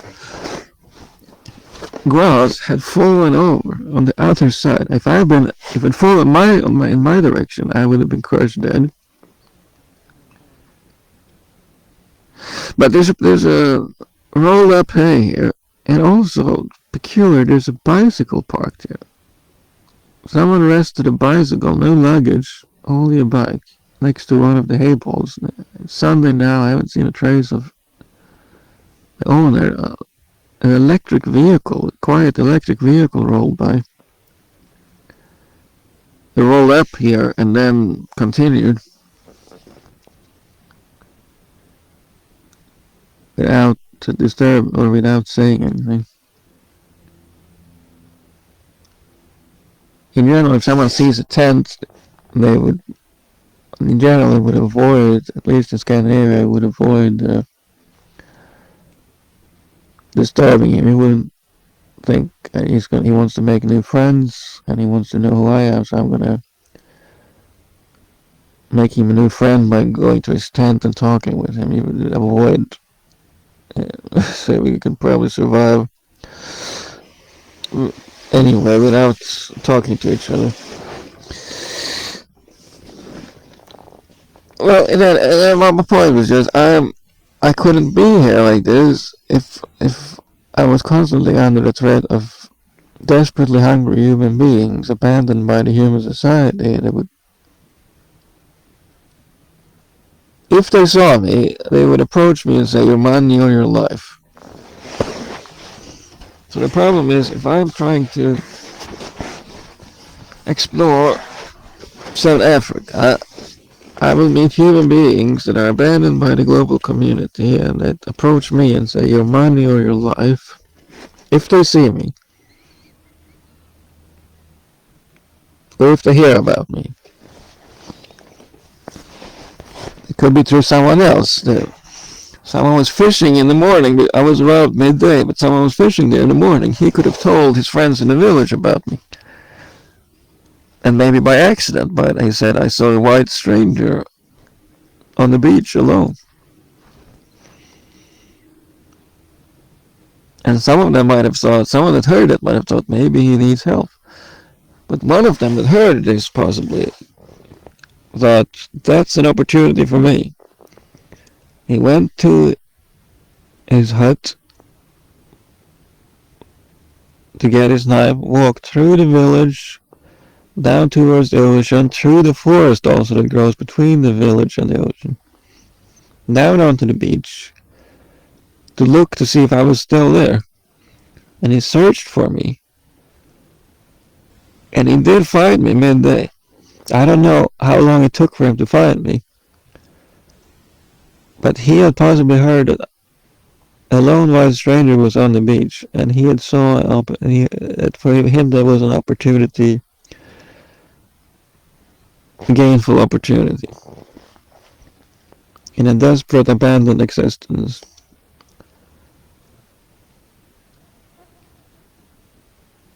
Now there are also macaques there, another primate. They are also opportunists. They take food. If you leave food unsupervised, a macaque will grab it. And many times you don't even see them, but you see them frequently. But even when you don't see them, they're always there, always alert for food in the open.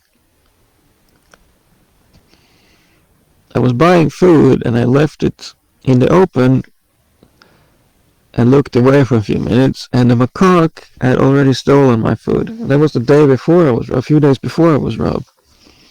Any human being, also a primate, hears about my existence and he goes looking for me, finds me and tells me, "Your money or your life." This is an opportunity for me to enrich my life.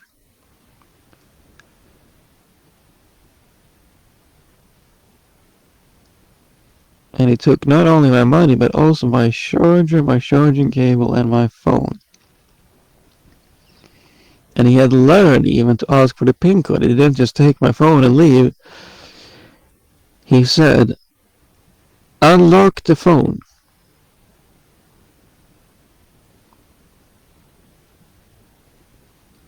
And he also asked, "What is the PIN code?" So he had done this before, or learned that it was pointless now to steal a phone without the PIN code. He had learned to ask for the PIN code. So he learned that you could steal phones, you could still steal phones thanks to the grace of God and the almighty geniuses at Google, Amphitheater, Highway, at the finest of Stanford University and Google Corporation. Thanks to their grace and the grace of God, you can still steal phones if you ask for the PIN code.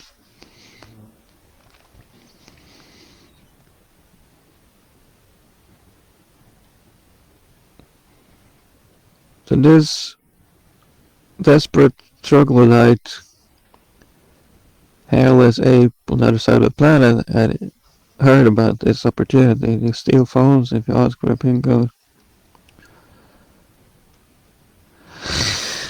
Well, it's not nothing. I mean, it's Many things combined could fail to involve me. I've said that I am behind action for South Africa, and I can't see any way it would happen for me working with the South African government. It has to be an open system, a public system, where I can raise my voice and then someone else with authority could understand what I said.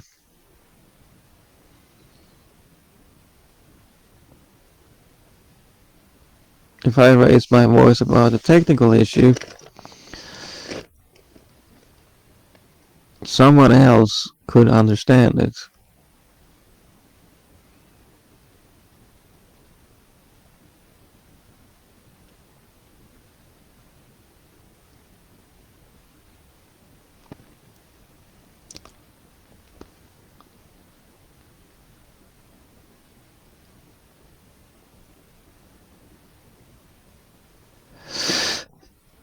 And I know absolutely whenever if I'm involved at all, I know I will learn something that I didn't know before.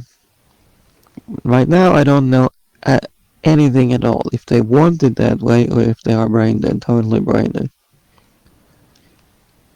I've told you what I've seen, that they have chosen the market solution of armor and helmet and fortress and moat, razor wire and electric fences, and armor and helmet. Don't go alone. It's dangerous to go alone.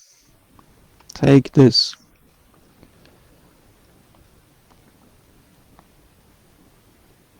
So if you never played the first minutes of The Legend of Zelda from 1985, I also congratulate you. I'm speaking to a scientific audience now, and I primarily put my hope in the other 5 Sigma, the 2000 of us. But it's a gradual scale, it's a sliding scale, a gradual scale. Someone else that is not 5 Sigma shouldn't feel excluded if you are interested in South Africa.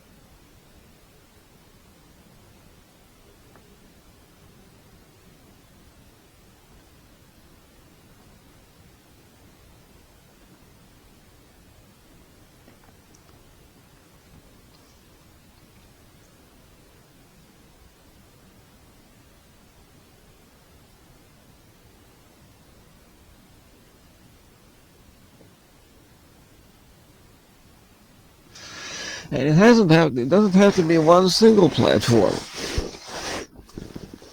I believe that this system could be visible everywhere, just like corporations are visible everywhere. On Reddit, on GitHub.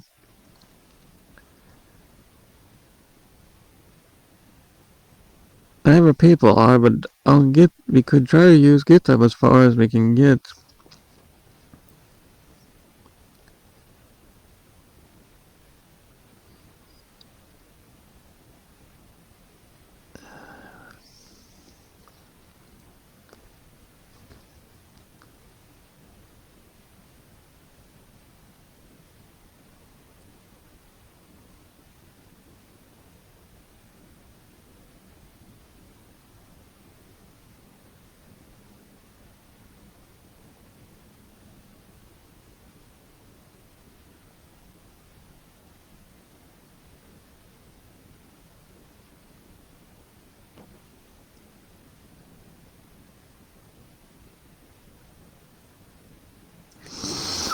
And I've mentioned the goals, the broad goals. Maybe I've said too little about how to get there. Partly because I don't know. I want South Africa to reach the same development index score as Sweden. And how is that going to happen? I don't. If Nordic developers have to work in the south, it's absolutely necessary. I'm not going to make by myself any difference. I think also in this case, the welfare system has to be outsourced. It cannot be inside the government like in Sweden. And I don't know at all how it's managed in Sweden. There is essentially a guaranteed income.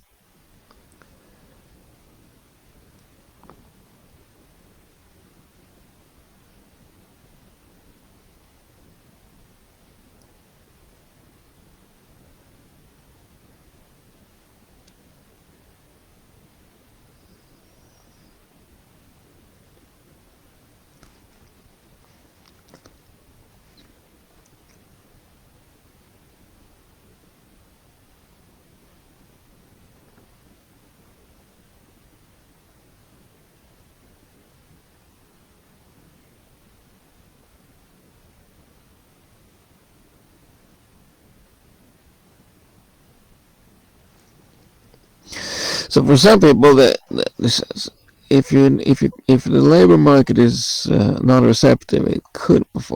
I don't know. There could be a million reasons that I have no clue about.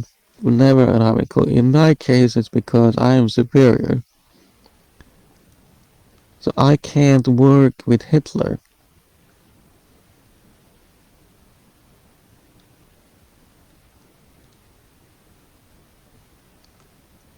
My mother's family is quiet and obedient.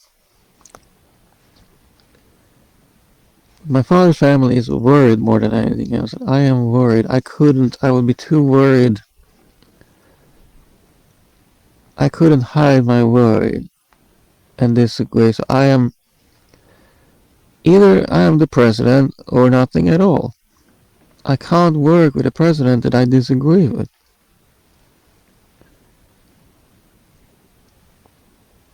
And Lawrence David was in the same situation. He worked at Fridays and he disagreed with Dick Ebersol, who was the president. And for him it was a fail. Many others could follow the program.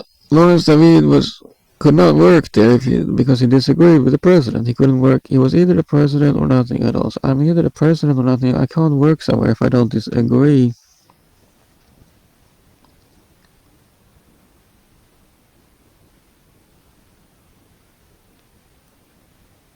But what I've seen from the Swedish welfare system is that for a million reasons the labor market could be uninterested. And if that persists all through the exhaust, maybe your education funds. That's what I did. I exhausted the education funds. So you can't receive an eternal amount of student loans. I exhausted student benefits and student loans until I reached the limit. I exhausted unemployment benefits.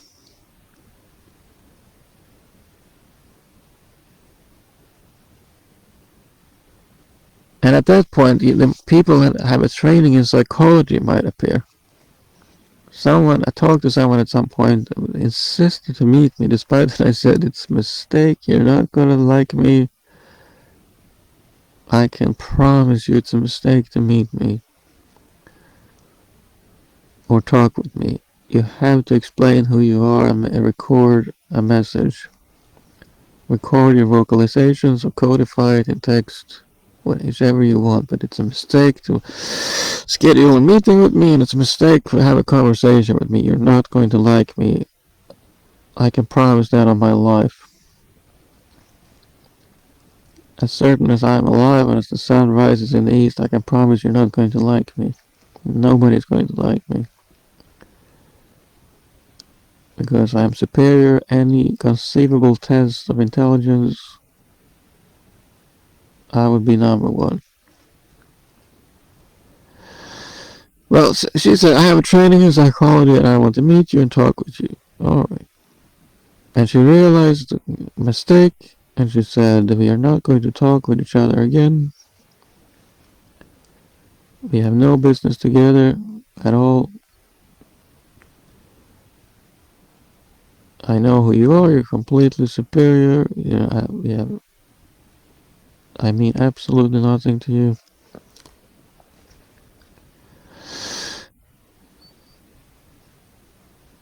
So that was something called work and development program, or something that they applied help for people that struggle with the labor market. And they could essentially find job for Down syndrome. They could trisomy 21. Most chromosomal aberrations are so and such an enormous chemical disaster that they would kill the animal. But in humans, a trisomy of one of the smallest chromosomes is non-lethal, but it has mental effects. Down syndrome struggle with the labor market. They would rarely work in academia. I don't think any Down syndrome has been a doctor of philosophy or a professor of philosophy.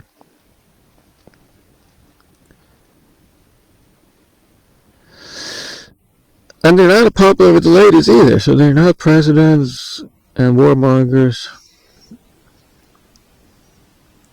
Usually, but in any case, they could essentially find job for Down syndrome. And if that fails, you would receive a pension. At that point, exhausted all resources, and you wouldn't be left to starve. You would receive a pension.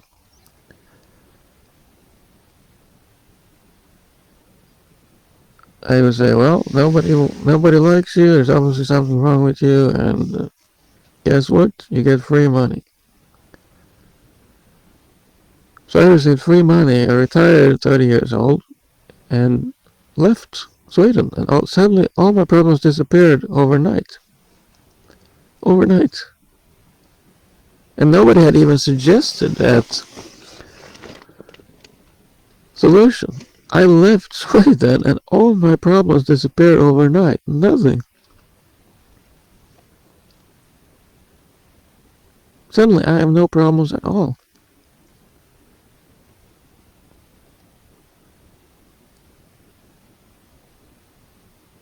It's like, well, we got rid of the Jews. They live on Madagascar now. So in Germany, they also realize the Jews has to leave. Can we force all the Jews to move to Madagascar? All the problems will disappear overnight. So I left Sweden. All my problems disappeared overnight. Their problems I don't know anything about. Sweden is 500 years ahead of South Africa. Sweden doesn't need any help at all. If you want to make a lot of money, maybe Sweden is better than South Africa.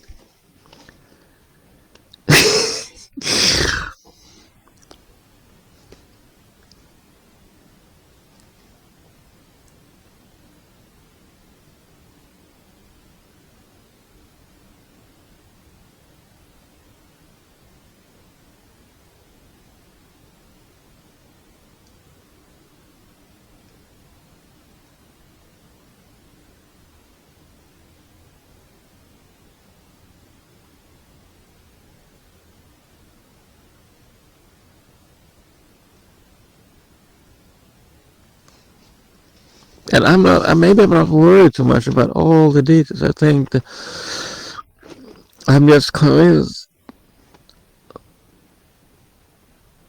that uh, with a spark there could be a fire, and it's a chain reaction. If you could create the right environment, the chain reaction could set in. The chain reaction of evolution. If you could create a system, a management system, an open management system, the South African welfare state is managed in the open without any barriers.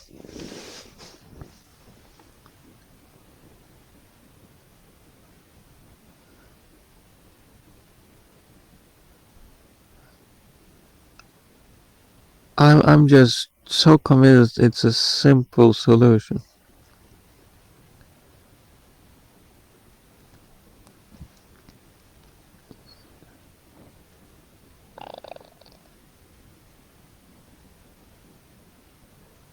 And I hope Bill Gates will hear about my ideas also. And perhaps anyone else, all the others that I don't know about. Many of them will never be interested also. Many of the other top scientists and top intellectuals might avoid all attention whatsoever. Many of them, if they are professional scientists, will spend their entire life in their laboratory. Never be worried about South Africa. I was worried about the origin of the universe at some point. I had not a single thought about South Africa.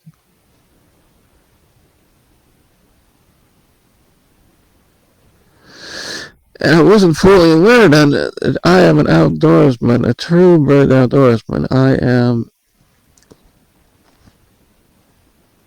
hardly even touched by rain or cold.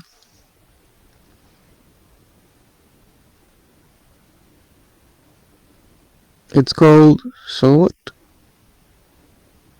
It gives me a good rush.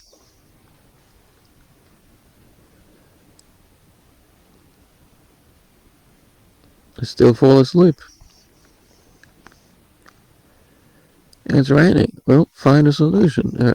A tent, 300 grams, you can save yourself from a rain shower. Not a 6-hour rain or 12-hour rain. You will get wet, unfortunately, but they are unusual in the summer. Most rains are brief in the summer.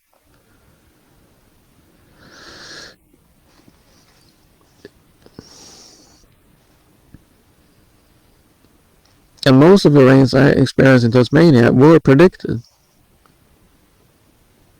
Of course, if there was thunderstorm instability, the exact timing was unpredictable. But if I moved in the evening, I sat still. I could sit still all day. Well, really, in the morning, really, I learned I made a mistake here moving in the evening. I got drenched by a gigantic shower. It's torrential rain. It was a failed forecast. I was somehow anxious to move. Complete failure, sort of calmed down, sat still, waited for the morning. I learned my lesson. I moved in the morning. In the instability here, I can mention for the weather here. We had the worst heat wave since the dinosaurs here. Mid-July or 3 weeks. Then the instability began 1 week into August, and all of August has been unstable. The longest rain has been 6 hours, but most rains have been much shorter. So in the first half of August, I was drenched by rain. I realized my mistake. Then I moved in the morning instead, and now the midnight sun was gone, and I had to wait for the morning.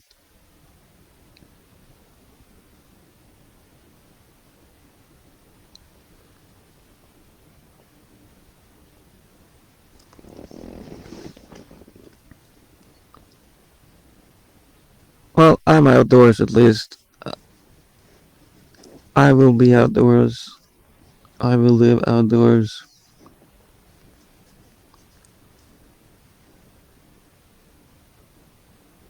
I am a tortured, sick animal in a doghouse.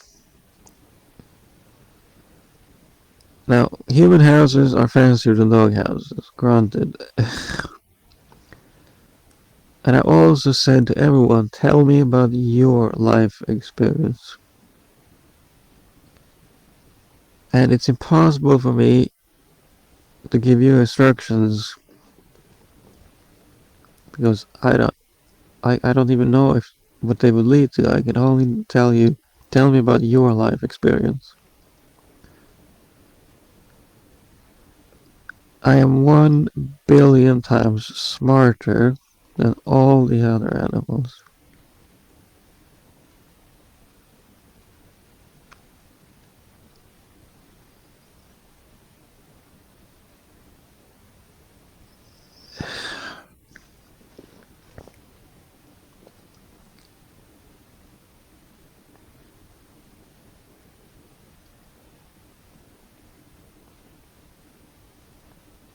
There are ways to avoid that problem. If we don't meet each other, if we work remotely, suddenly only work matters. You might have heard Mike Judge mention that when he tried to, after a theoretical physics degree in the late 1980s, he tried to work engineering jobs in the 1990s. He created Beavis and Butthead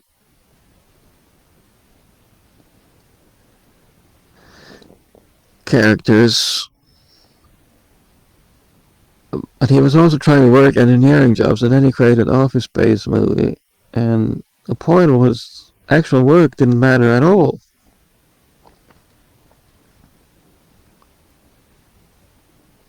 But if we work remotely, nothing matters except actual work. You wouldn't know that I sit on the floor or eat with my hands. You wouldn't know anything at all that bothers you. You wouldn't even know that I'm superior.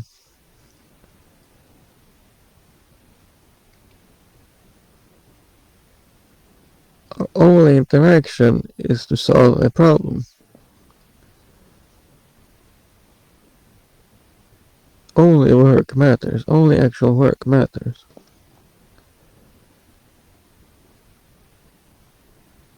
We want to help the one that needs help. The one that needs help is South Africa. We decided, both of us. And we're tackling that problem. I've said a few fundamental things about this problem.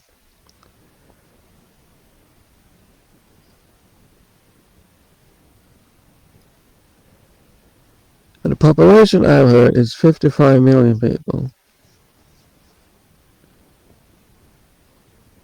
A few Europeans, a few from other origins, and 90% natives. It is 50 million natives and a smattering of immigrants. They used to have an all-white government, perhaps, possibly, or all-European government. Now it's a 100% native government, perhaps. So when I was in Durban, I was expecting something like the United States. No, it's or Detroit or something. No, it's 100% natives. No Europeans at all. I was the only European in the cities. I went to Durban, a big city, to buy a battery.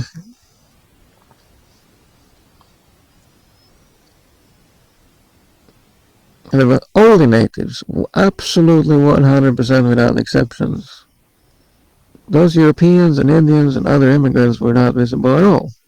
Only natives, 100%.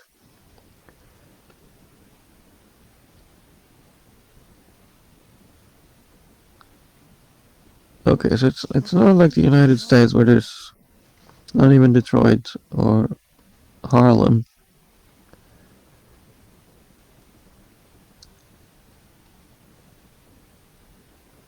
not a single non-native.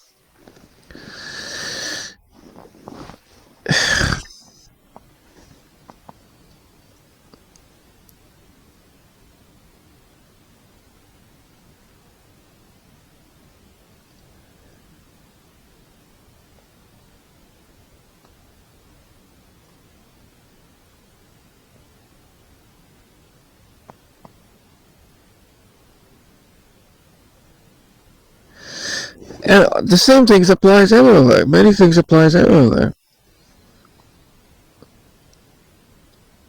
Most humans seek a social context and unconsciously adapt to find a social context.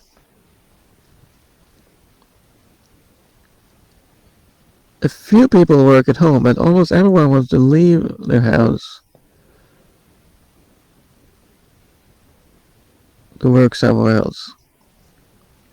And the motivations could be anything, but almost everyone wants a social context, and many times they find it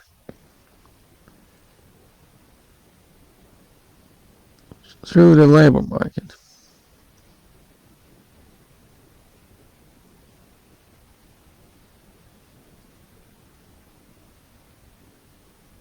So there is a guaranteed income, it doesn't mean everyone will claim incompetence and nobody likes me. Give me free money.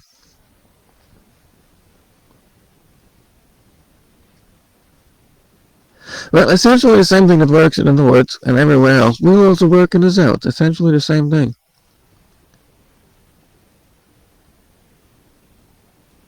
The only difference, major difference that I can imagine is, and I also I will learn how far I am from the other ideas. If you work in South Africa, tell me about your ideas.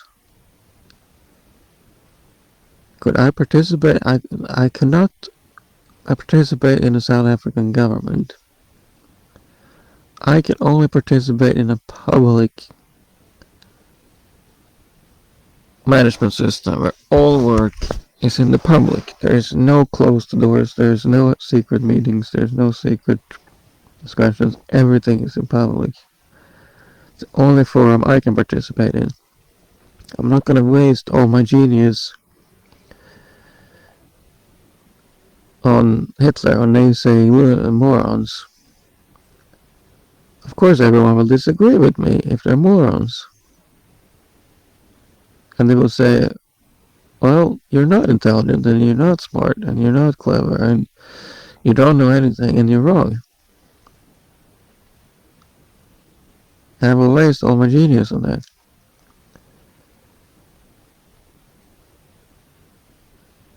I will argue myself to death with morons and not get anywhere. I have to work in a public where there is no censorship. All ideas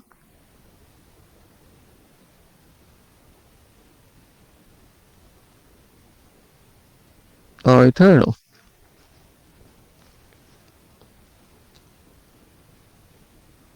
It's like the leaders community. There has been disagreements about many things. And there's no massive Enron paper shredding machinery. Email deletion scheme. Delete all the emails, delete all the files, records. There's no gigantic paper shredding, record deletion, purging. Delete all traces of our existence. Everything would be there, and all my work, all my ideas would be intact, and someone could at some point realize, yeah, it happens that this guy is right. This endorsement from Sweden, Explorer, Global Explorer, he is right. This is how it works, and If there isn't a difference, I will be happy to learn it. All animals are equally brain dead everywhere. Everything works exactly the same way everywhere. A minute proportion of human beings, less than 1%, less than 1 in 100, will be rejected by the labor market for a myriad of reasons. They will receive eventually guaranteed income. When all the other funds are exhausted, student benefits and unemployment benefits and all the other emergency special programs that essentially find job for Down syndrome, when even those fail, maybe 1%, less than 1 in 100, will still be without money. And they will receive a guaranteed income. The man that came to me was angry, aggressive. He was in excruciating pain. Animals in pain are aggressive. The man that came to me had been rejected by the global community, and he had turned into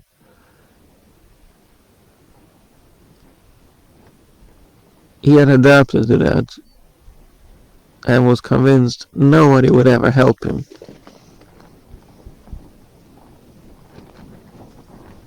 Violent robbery was the only way he could survive.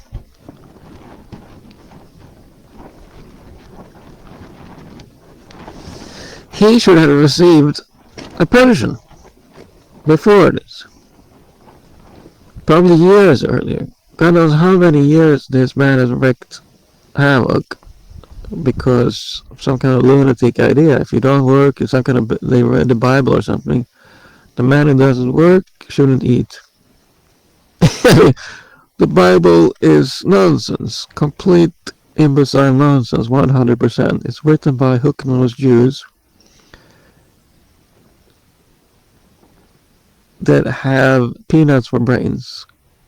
I am 1 million times smarter than Albert Einstein, Howard Stern, Georgi Schwartz, all the grotesquely ugly hook-nosed Jews on this planet. Sorry, now I don't want to. Sorry, now I'm hitting wrong.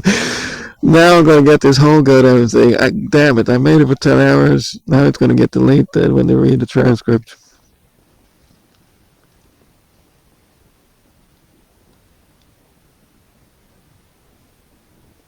So I say this is a difficult business. If this file gets deleted, I had to edit, cut it in half or something and see what section is accepted. Hope my account is not deleted over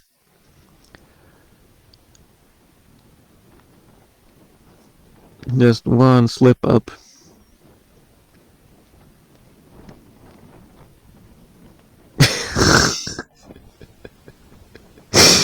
So the Bible is complete nonsense. The man that doesn't work will still eat. The man that doesn't work will still receive a guaranteed income. It will be 1 in 1,000 that, and they cause all the problems. Thousands of poor people live there. 1 or 2 or 3 of them reacted this way to hearing about a lone stranger on the beach. That they receive free money wouldn't. They would solve a security problem. So the point is, a small proportion will receive free money. It will cost money. Working people will earn less after tax, but the result is worth it many times over. Without a guaranteed income, we are back to the Middle Ages. I don't think anyone in Sweden wants to go back to the Middle Ages. South Africa has always been in the Middle Ages.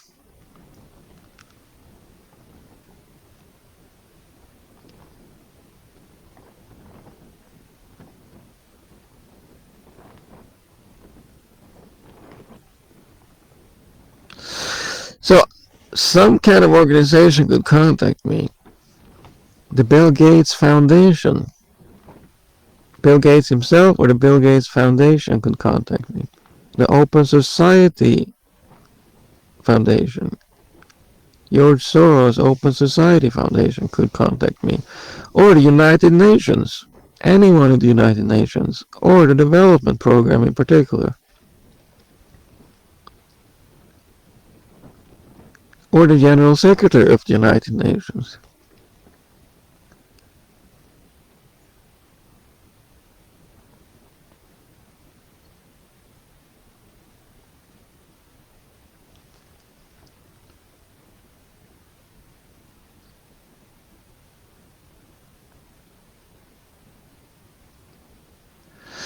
And Lubas Mortal, my friend, has been equally persecuted as me on the internet. I try to silence him, but it's not all darkness. He was accepted as an academic in an academic position.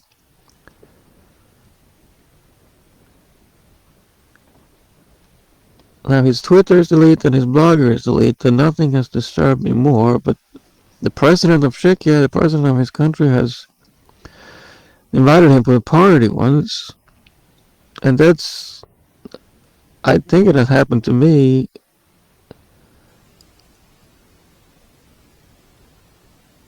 Now it wouldn't be the best environment for me, but the president of Czechia has invited Lubas Model to a party.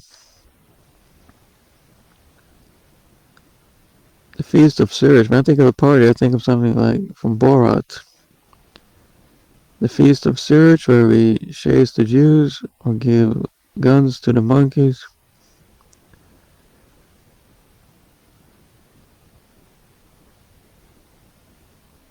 So I hope the YouTube film is not too dogmatic. I might have said, but this is for a scientific audience. Maybe I'll write a description to the video. This is for a scientific audience.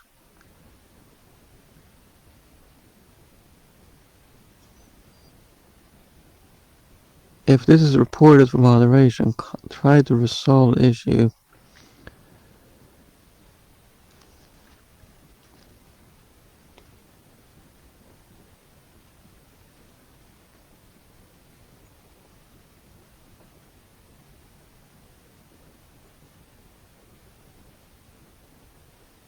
It is a misunderstanding if any of this, anything I've said triggers any YouTube filters of slander, defamation.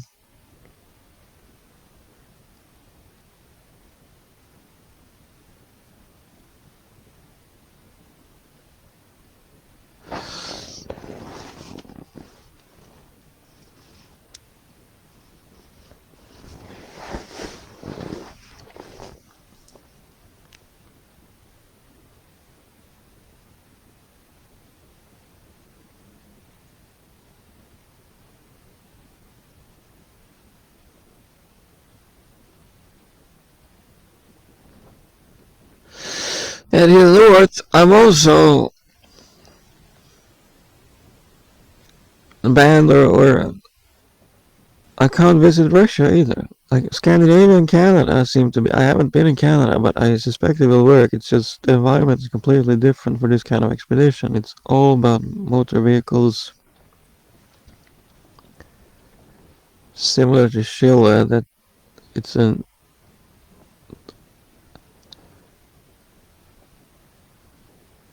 it went there and directly to motor vehicles, long, straight, endless roads. So deadly boring.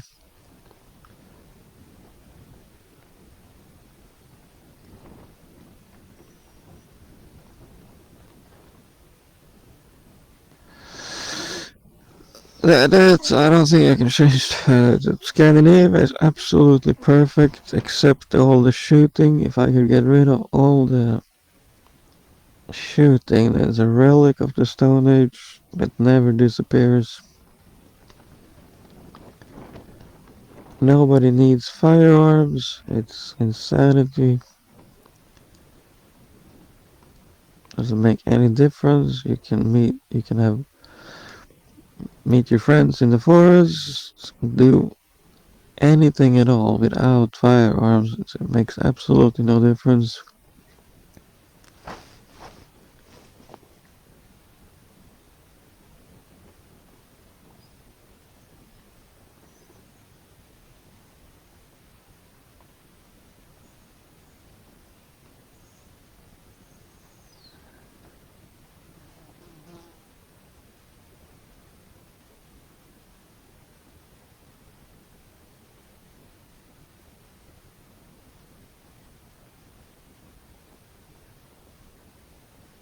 In Sweden, many of the people that do not use firearms are negative towards their use.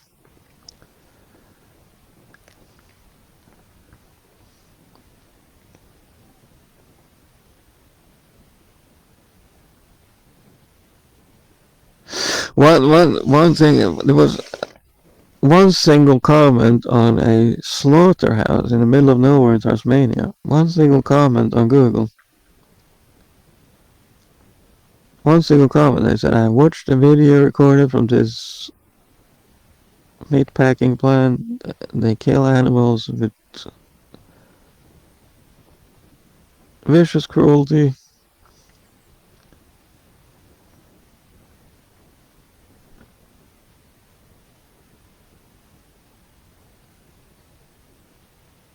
One single comment.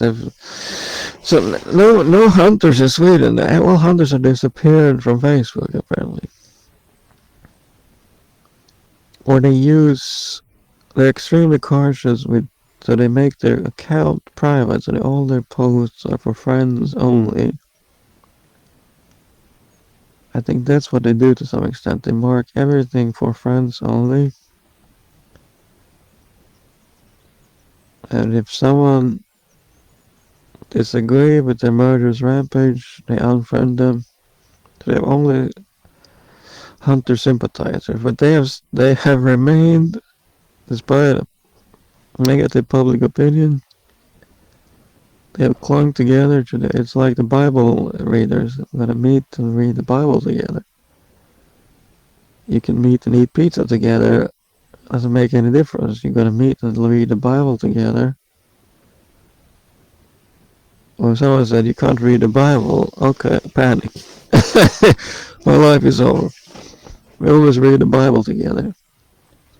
Why don't you just eat pizza together? Go to church and eat pizza together.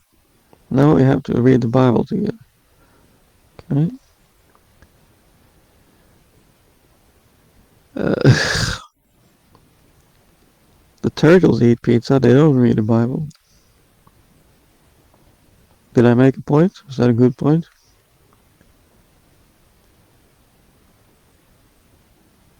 The teenage mutated Ninja Turtles. I think that was on the final level here. I think I started on the wrong level. Now my audience is gaining rapidly.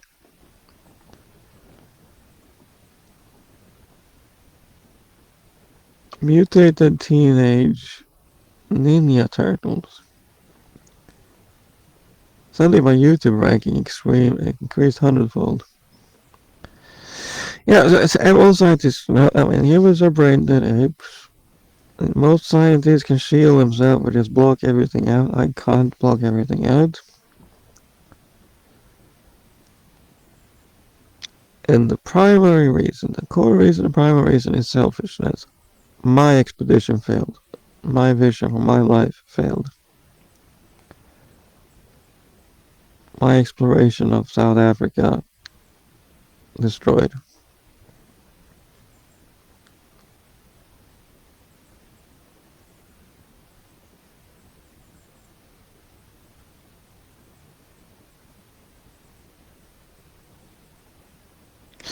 Nobody bothers me here. I mean, even 100 years ago, it could be possible. Poor desperate farmer fallen on hard times, or maybe lost his farm. It could happen. It happens apparently to my mother's father's family.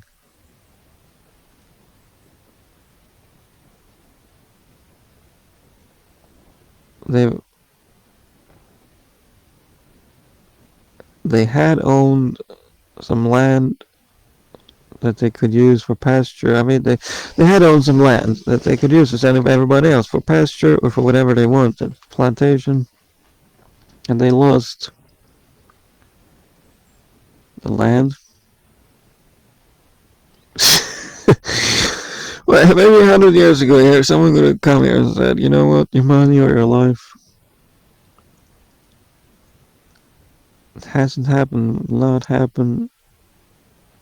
I could get my hearing shot out. My uncle was hiding in the forest, walking around the forest quietly to observe an animal. A hunter, equally dead silent. Both of them, two humans, dead quiet, did not notice each other. Hunter fires a firearm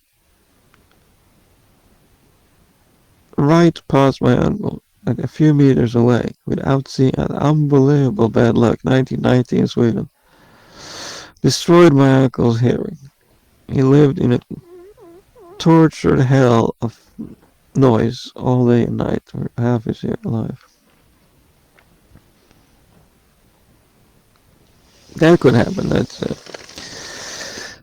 I already mentioned that in the very beginning. Taking steps towards a complete year without guns. That's what I talked about also for a long time. You should take step towards announcing a year without guns where we use everything we have learned of alternative methods, alternative solutions, and one summer to the next summer, maybe one hunting season, and one summer to the next summer. A time winter completely without guns, where only alternative solutions are used. Alternative social activities for people that lack the social aspect. Alternative solutions for all the other problems that supposedly are solved by this Stone Age relic.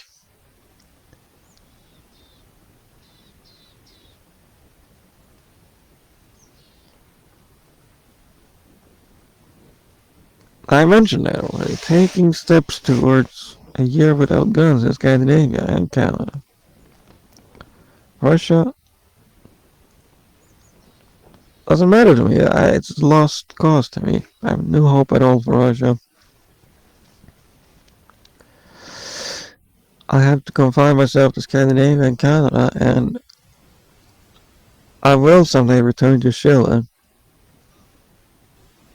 Southern Chile is uninhabitable, but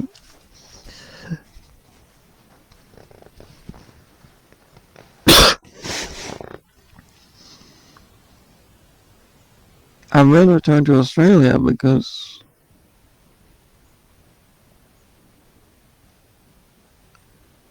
there's plenty of forests nearby civilizations, many places you can get obtain food and be in nature nearby. In New Zealand, I need a bicycle to traverse the enormous English-style plains farmland, it's eternal end-to-end farmland. They export butter, which is what undermines the credibility of the New Zealand government that they have managed the country to export butter.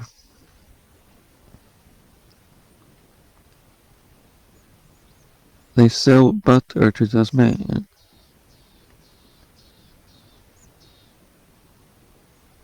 Woolworths in Tasmania sell butter produced in New Zealand.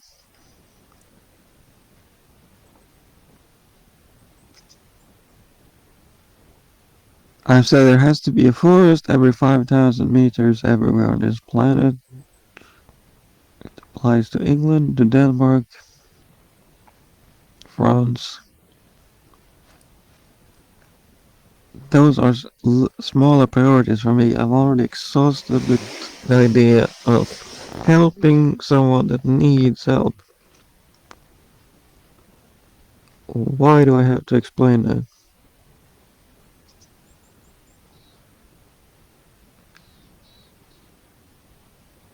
Why is everyone retarded? It's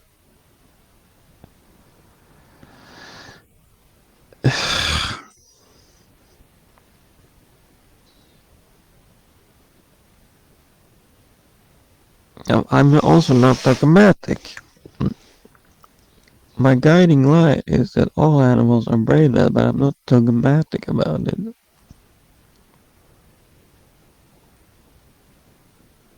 I have all through my life given suggestions to my relatives, my family, that they could tell me something, anything at all. Most of them haven't said anything to me.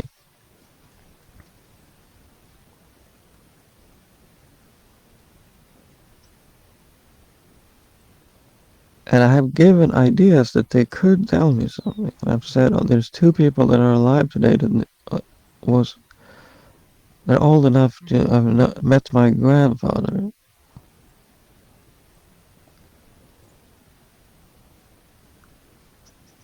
I have also given them the idea that they could tell me about this. They have never by themselves conceived the idea. Maybe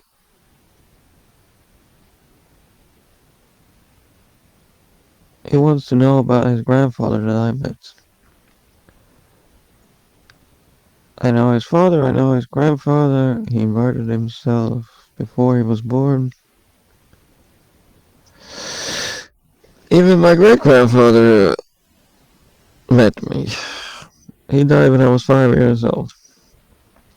My grandfather died before I was born. Two people are still alive that know it. Never have they conceived by themselves the idea. I wonder if he wants. I met his grandfather. I met his great grandfather, his grandfather's father. Maybe he would like to know something. So I have raised the idea to them. I would make me a richer person if you could tell me something about my grandfather I never met. My father didn't tell me anything about. My father never said anything about his family at all. I raised the idea to my father. You could tell me something about your family. I raised the idea to my mother. I raised the idea to the other. My parents' siblings. You could tell me something about your family to me. They could conceive of the idea themselves. If anyone listening to this could also conceive of anything I haven't conceived.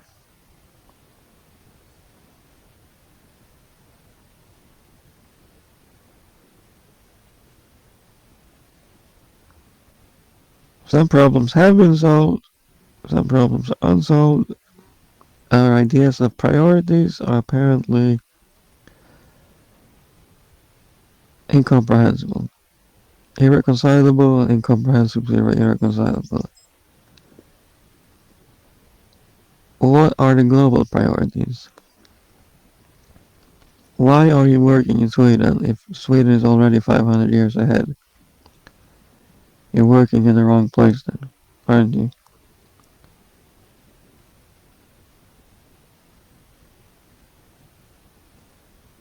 Now, I could also add, why are you brain dead? And you would just say, well, now you made me angry. Now you angered me and I'm not going to listen to you at all.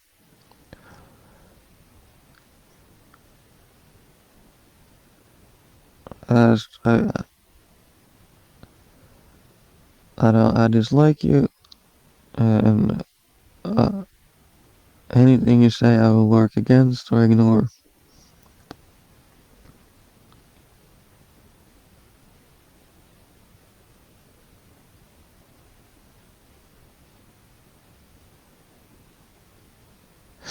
In the summer of 1989, a student in Peking, or Beijing, or Peking, a large city in eastern China,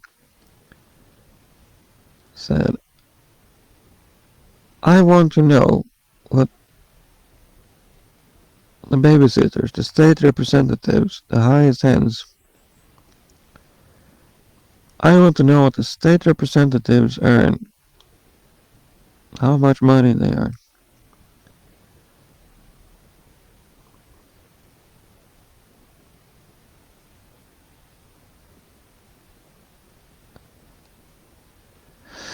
And they asked the Panzerwagen, and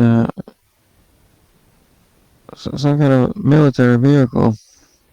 It looks like the hydraulic forest vehicles. Bandvagn. It looks like the forest logging vehicles. It's tank. They said, does this answer your question? You asked me how much money I make, and does this, I am the state representative of China. I asked a tank to drive you over. So the student was symbolically driven over by a tank. So he said essentially, you asked me how much money I make, does this answer your question?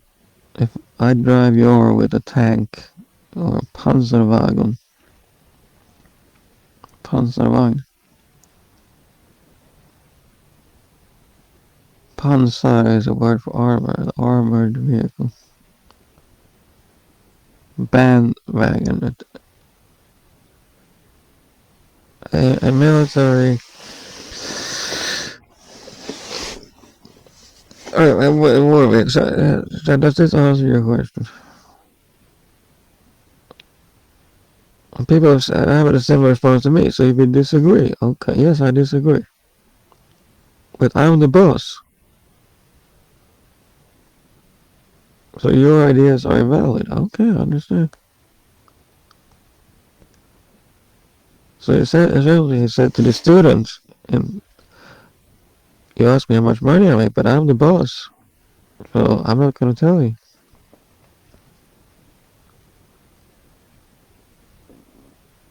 And I received the same response. Okay, you disagree with me, but I'm the boss, so I'll disagree with you. You're not, we're not going to do what you suggest. Because I'm the boss and you're not. Okay?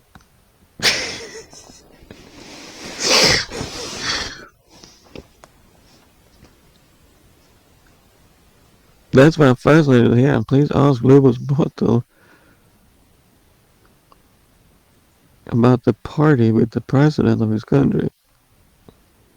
What a bizarre occurrence. He's 1 million times smarter than the president.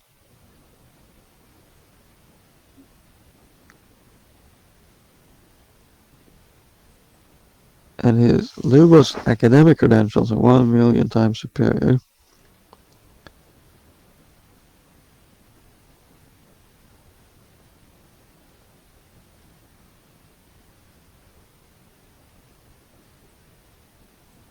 And the relentless demand to base all human power on academic credentials had created mayhem and havoc, wreaked havoc. In the 1800s, they relentlessly opposed this. The academy in Paris was closed entirely. All classes suspended. Universities were closed constantly. Anyone that attended university in the 1800s in Europe could all of a sudden hear that all classes are cancelled. The king is angry. Someone said the king is stupid, and he closed the university. All classes are suspended. You can go home, study by yourself. All activities in the university are suspended. All wages are suspended. Everyone is relieved from their. All funding is removed. And I guess they found private funding maybe at some point. So there's been a struggle to base all human power on academic credentials. And in terms of academic credentials, I am second to none. No other human on this planet.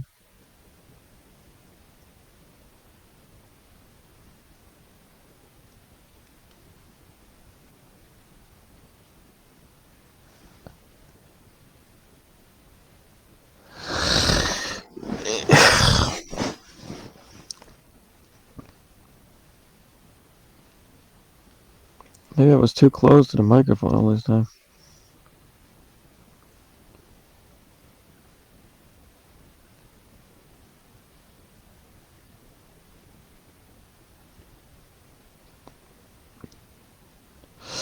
Well, part of this message might be modulated. Maybe part of it is audible. I hope at least some part of it is audible. Am I too close to the microphone now? Am I too close to the microphone now? I'm putting the microphone to the side.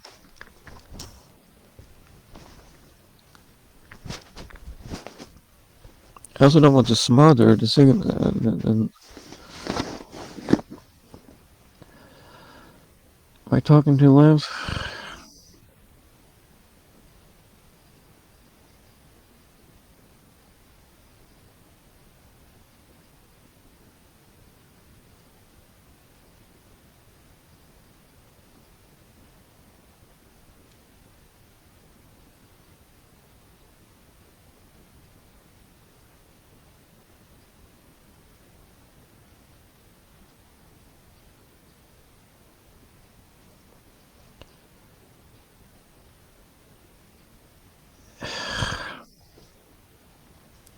So the idea is a small. All robberies are created by a small fraction of the population. They need to receive a guaranteed income. The biblical wisdom of the man that doesn't work shouldn't eat is insanity. It will be a negligible cost. The benefit would greatly outweigh the cost. It has been done many places on the planet. South Africa is my highest priority. Maybe it's not your highest priority. If it is your highest priority, isn't it a good idea if you let me know that? I have tried to publish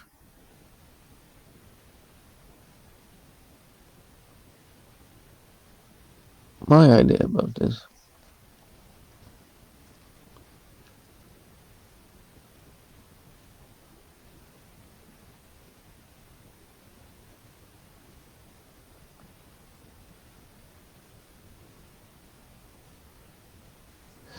It's just the biggest blow to my life that I can barely survive in the summer at low latitudes. I'm tortured by migraines. I can't work. All my energy goes towards battling the heat. I'm not going to spend. I've spent a winter in the north. I've spent a winter at high latitudes. I have spent several winters at high latitude. I've spent several winters in the desert, in Cyprus and Canary Islands.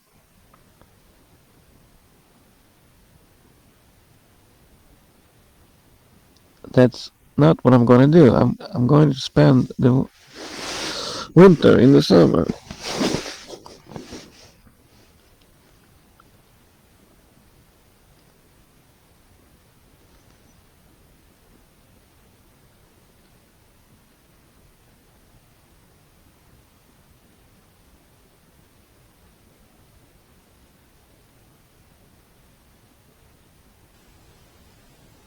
It's a gigantic loss to me that I can't be in South Africa in the Nordic winter. That I can't be in South Africa in the summer in South Africa. When it is summer in South Africa, I can't be there in the summer. Gigantic disaster for me.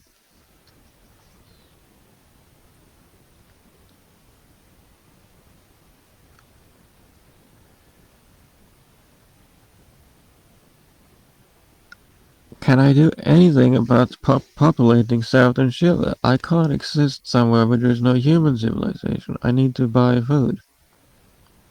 I can't be in Ushuaia. I can't be in one single village.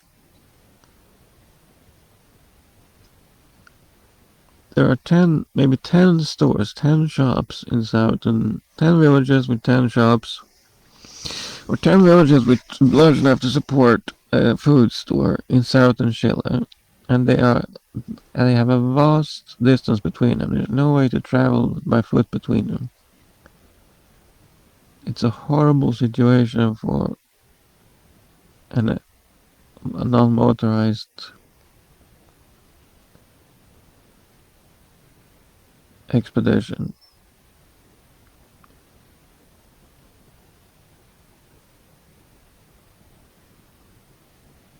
I would be stuck in a place where I have to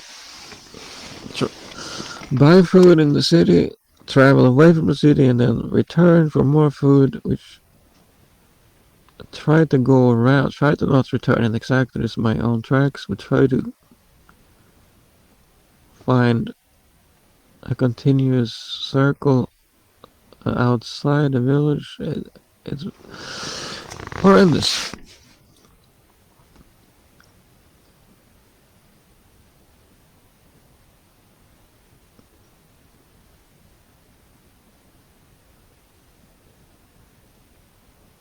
The best climate would be in southern Chile. But I don't know. I haven't conceived of anything I could do to populate southern Chile. I think it's just like in Canada, unpopulated Canada. The basic foundations for civilization don't exist.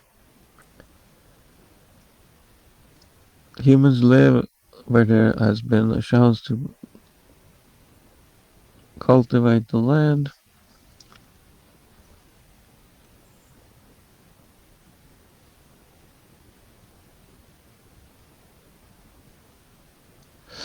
Theoretically, Canada could have a food store every 5,000 meters.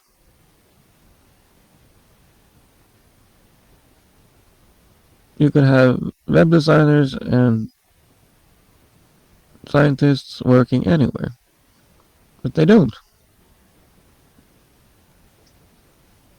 They don't. They don't spread out.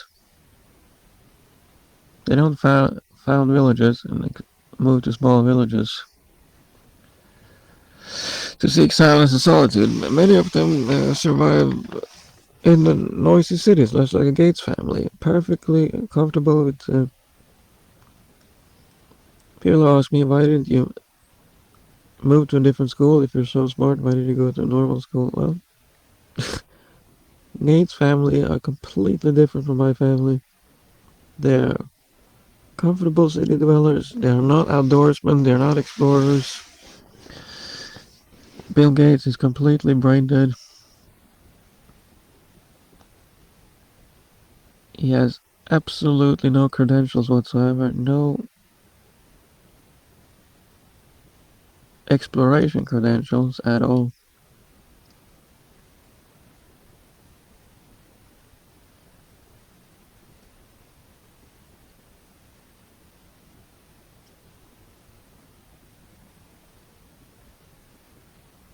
Now, he can probably, just like myself, make his own computers. He can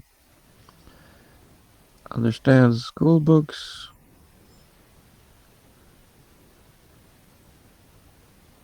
He has absolutely no outdoor. He's not an outdoorsman. He doesn't like to go outdoors.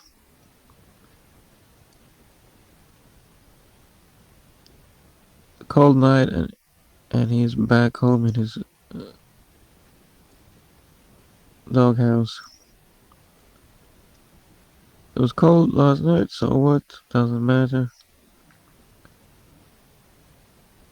I hate wearing clothes. It's just when all day. I mean, 24 hours. It's when the nights get cold. It eventually gets to the point. Either I buy a heavier sleeping bag.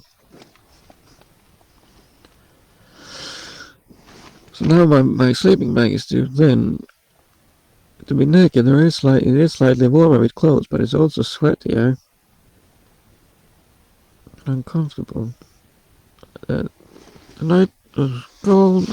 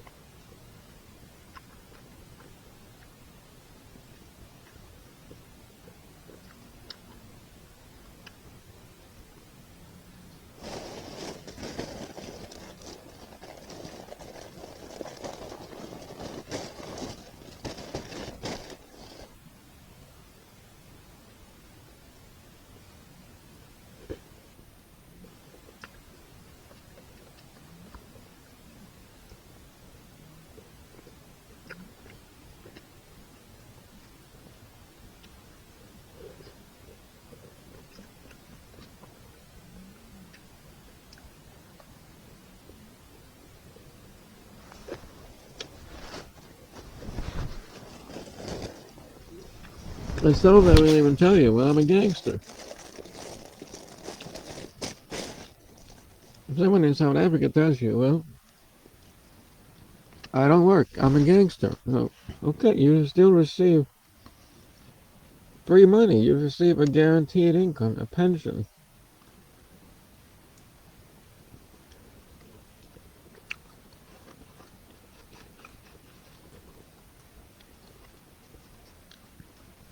And you would register in the system, this guy is a gangster. No, nobody wants to give him any money. He gets free money.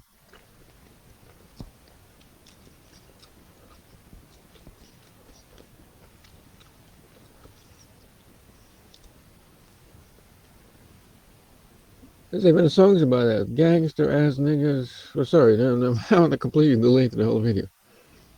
It's a rap song, please. I'm not quoting a rap song. It feels good to be a gangster.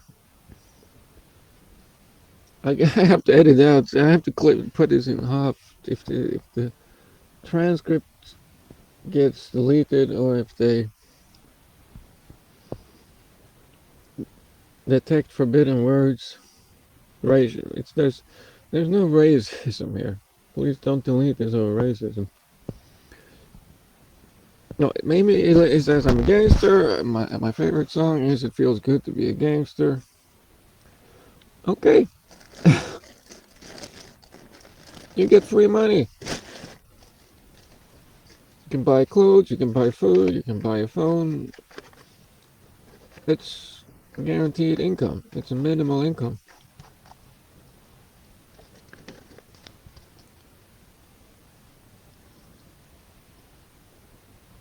And someone would say, well, it's unfair to me. I work. Maybe let's say I work half time and the gangster, I earn equally much as a gangster receiving as a pension. That's unfair. Well, there you go. Cry me a river. It's unfair. It's a small minority that cause all the problems. They will receive free money. All the gangsters will receive free money. They will stop robbing people in South Africa, and just let them stop doing that everywhere else on the planet when they receive money. All the Scandinavian gangsters receive free money. They haven't bothered anyone since.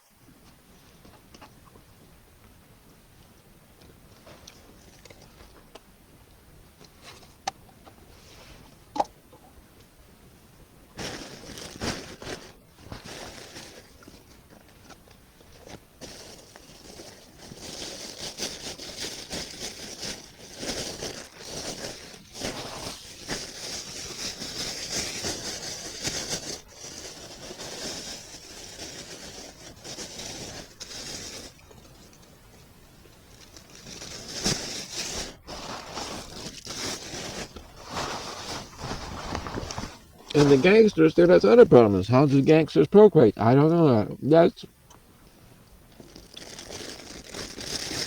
I help the one that needs help with money. I make sure everyone has enough money. The problem of procreation, that's your problem. Google it. I'm a gangster and no female wants to wait with me. What do I do? Well, I don't know that. You have to ask someone else. I can't tell you how to procreate. But I've told everyone, all gangsters in South Africa will receive free money. So they don't have to rob anyone.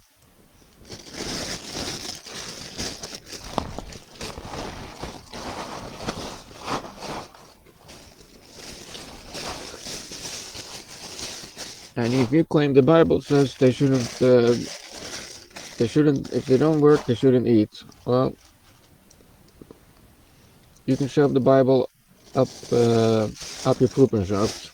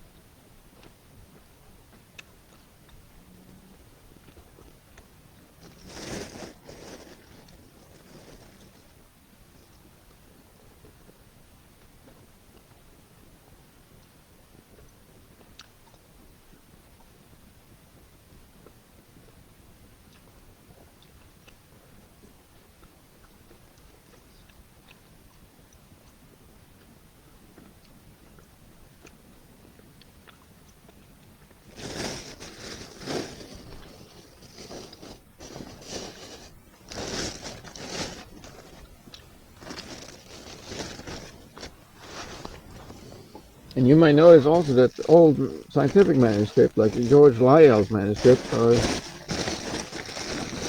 enormously verbose. Just like in this recording, maybe it can be condensed to 1 minute of good ideas. If you remove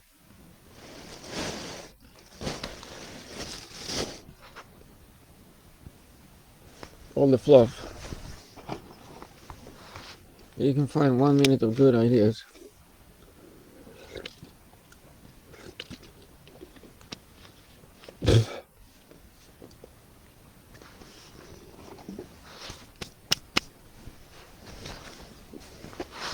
People have read the works of George Lyell and find that there were a few good ideas. 1% of that. 99% was verbose complaining. I've complained and complained.